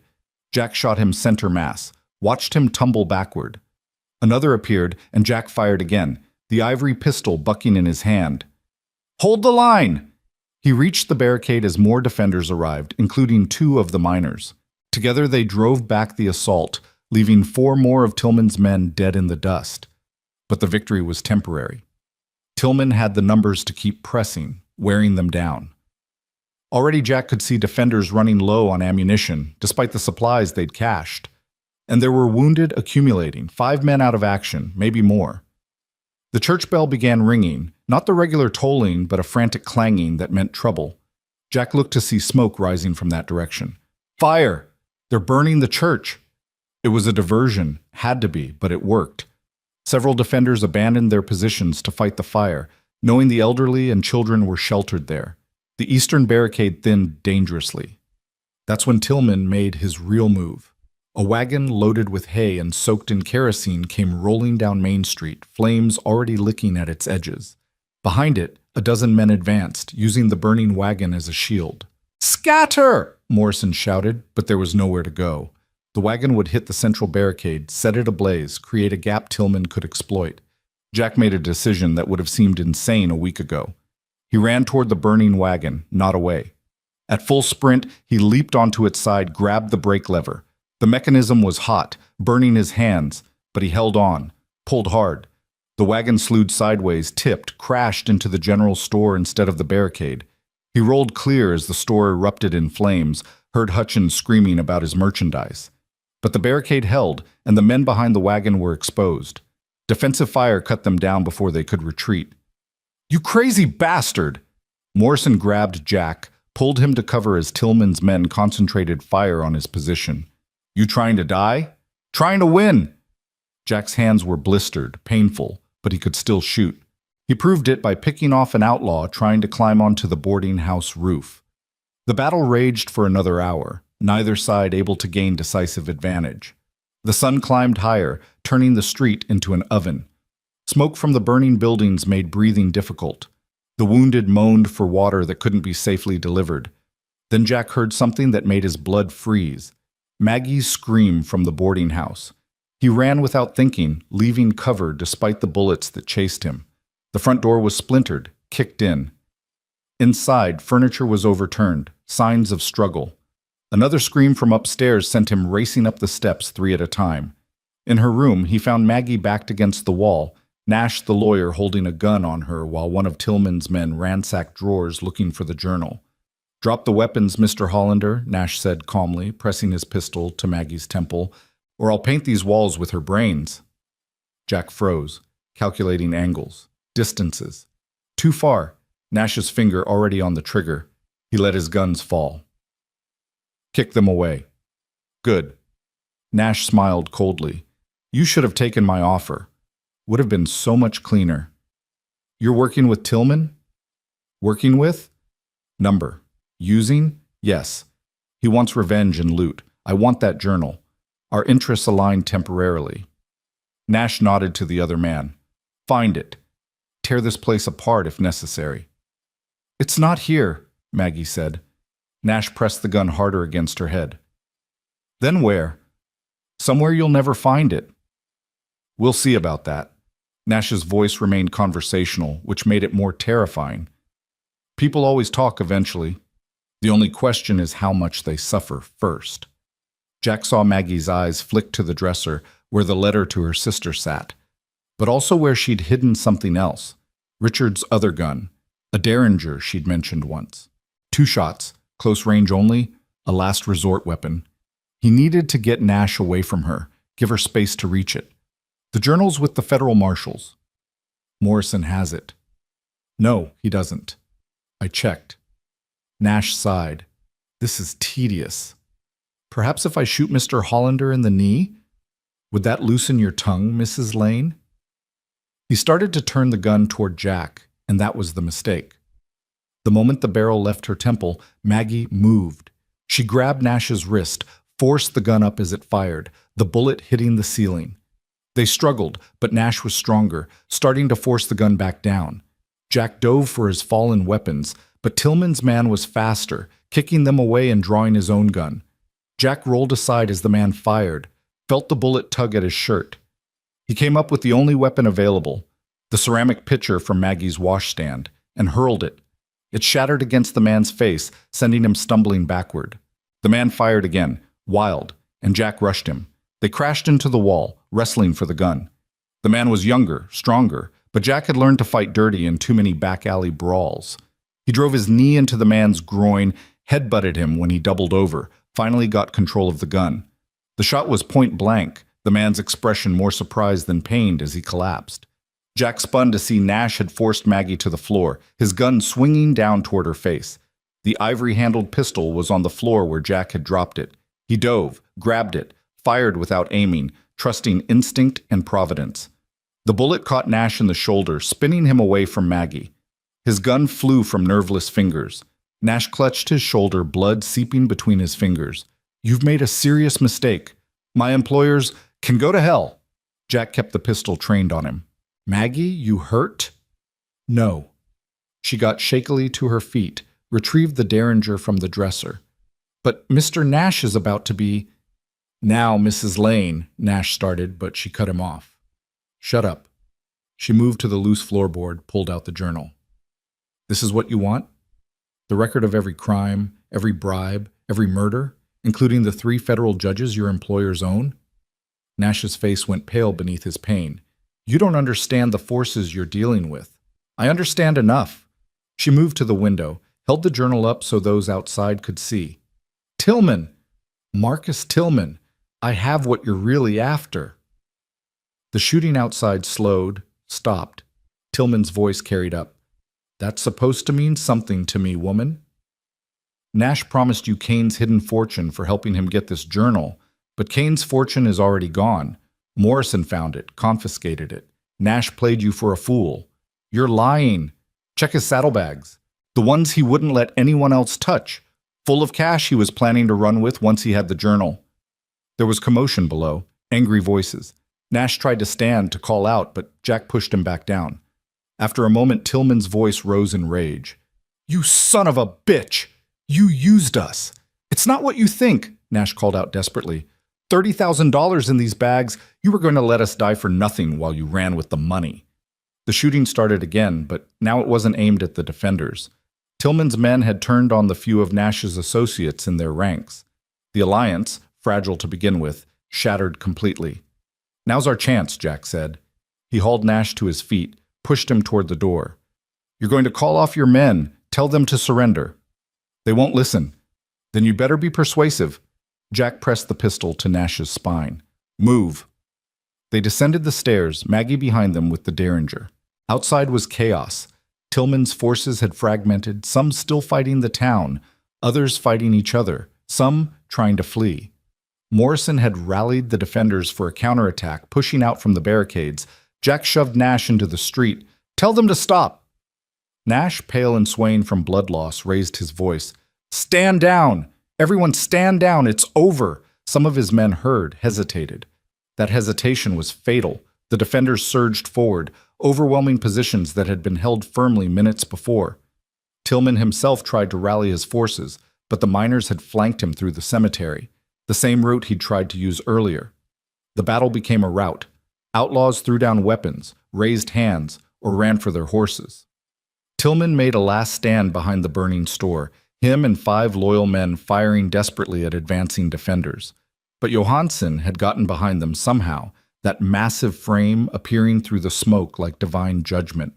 The blacksmith's rifle boomed once, twice. 2 men fell. The others broke and ran, leaving Tillman alone. He looked around wildly, perhaps remembering Kane's last stand, perhaps seeing his own death approaching.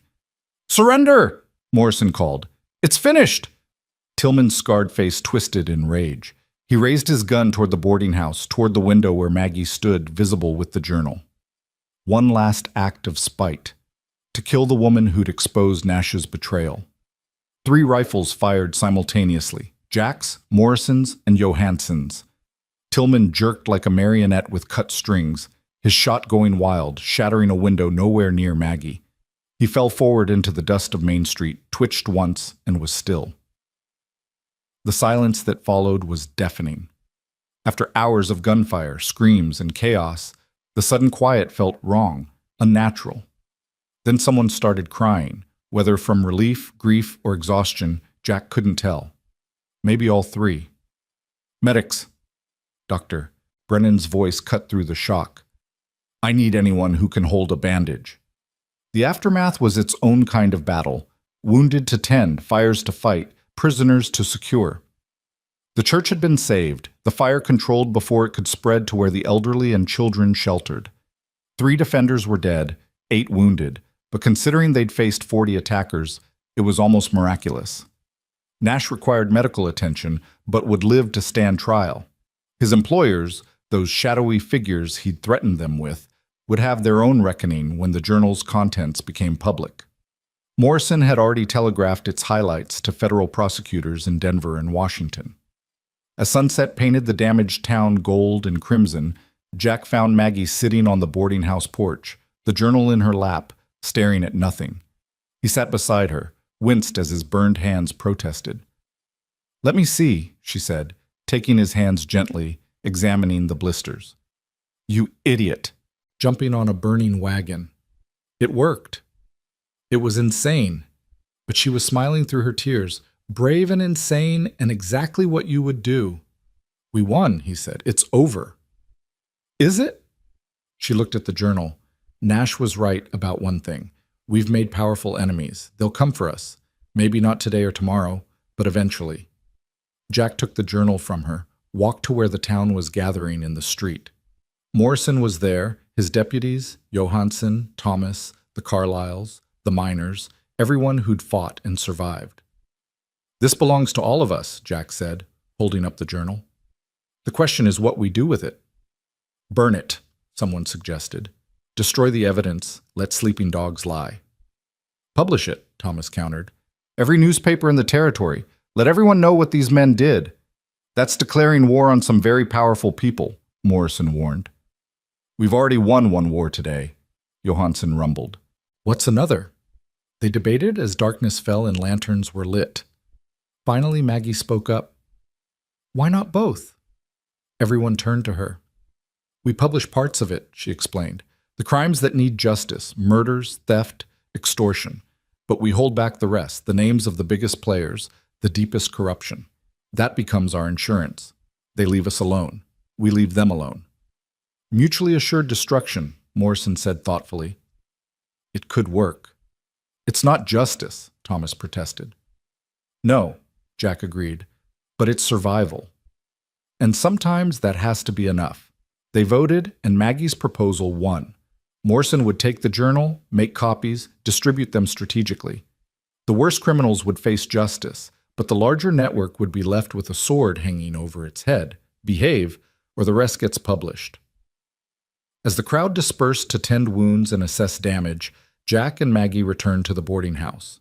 It had taken damage, broken windows, bullet holes in the walls, furniture destroyed, but it stood. Like them, battered but unbroken. "It'll take weeks to repair everything," Maggie said, surveying the damage. "We've got time now." She looked at him, those green eyes bright in the lamplight. "Do we? Have time?" "All the time in the world." "Good, because I believe someone promised me a proper courtship." Jack laughed, pulled her close despite his burned hands protesting.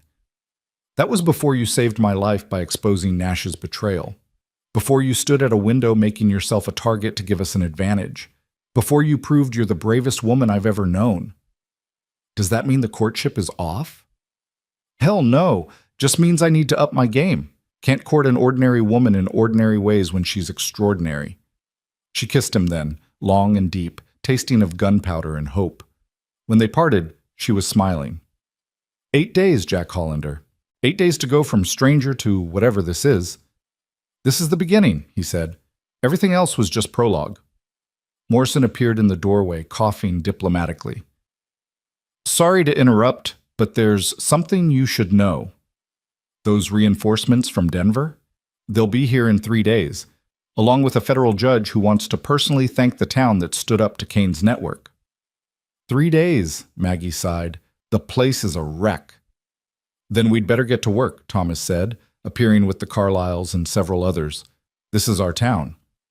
We'll rebuild it better than before." What followed was remarkable. The same people who'd cowered before Kane, who'd fought desperately against Tillman, now worked side by side to rebuild.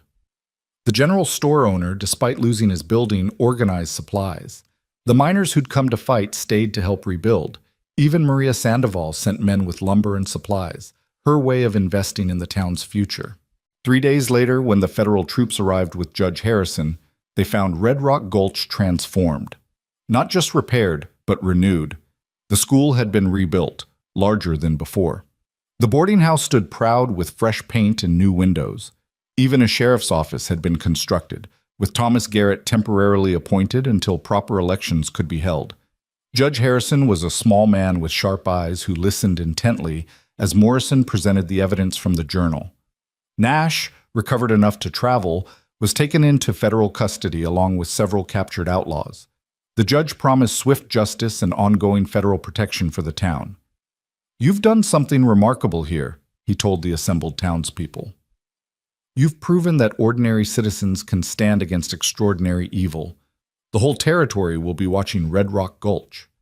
"Let them watch," Johansson said. "They'll see free people living free." That night, the town held a dance in the rebuilt school. Fiddles and guitars appeared from nowhere, and despite exhaustion and lingering wounds, people danced. The Carlyles waltzed with surprising grace. Thomas stumbled through a reel with a young woman who'd been helping Dr. Brennan with the wounded. Even Johansson danced, carefully, with one of the widow miners who'd lost her husband to Kane's men months ago. Jack and Maggie stood outside, watching through the windows, listening to the music and laughter. "It sounds like hope," Maggie said. "It is hope. They've remembered they can fight for their lives instead of just enduring them." "And us? What are we fighting for now?" Jack turned her to face him. "The future. A life together. Maybe children someday who'll grow up in a town that stood against evil and won." "Children?" Her eyes widened. That's a big leap from courtship." "I'm done with small steps, Maggie. I drifted for 8 years, taking small steps nowhere. Now I know where I want to be, who I want to be with. I'm ready for leaps." "Jack Hollander," she said wonderingly, "are you proposing?" "I'm stating intentions. The proposal will come later, during that proper courtship you demanded. But yes, Maggie Lane, I intend to marry you. I intend to help you run that boarding house. I intend to be part of this town we've all bled for. I intend to wake up every morning for the rest of my life, grateful that my horse needed rest and I needed a room 8 days ago." She was crying now, but smiling too. "That's a lot of intentions." "I'm a man of many intentions." "Yes," she said. "Yes to all of it.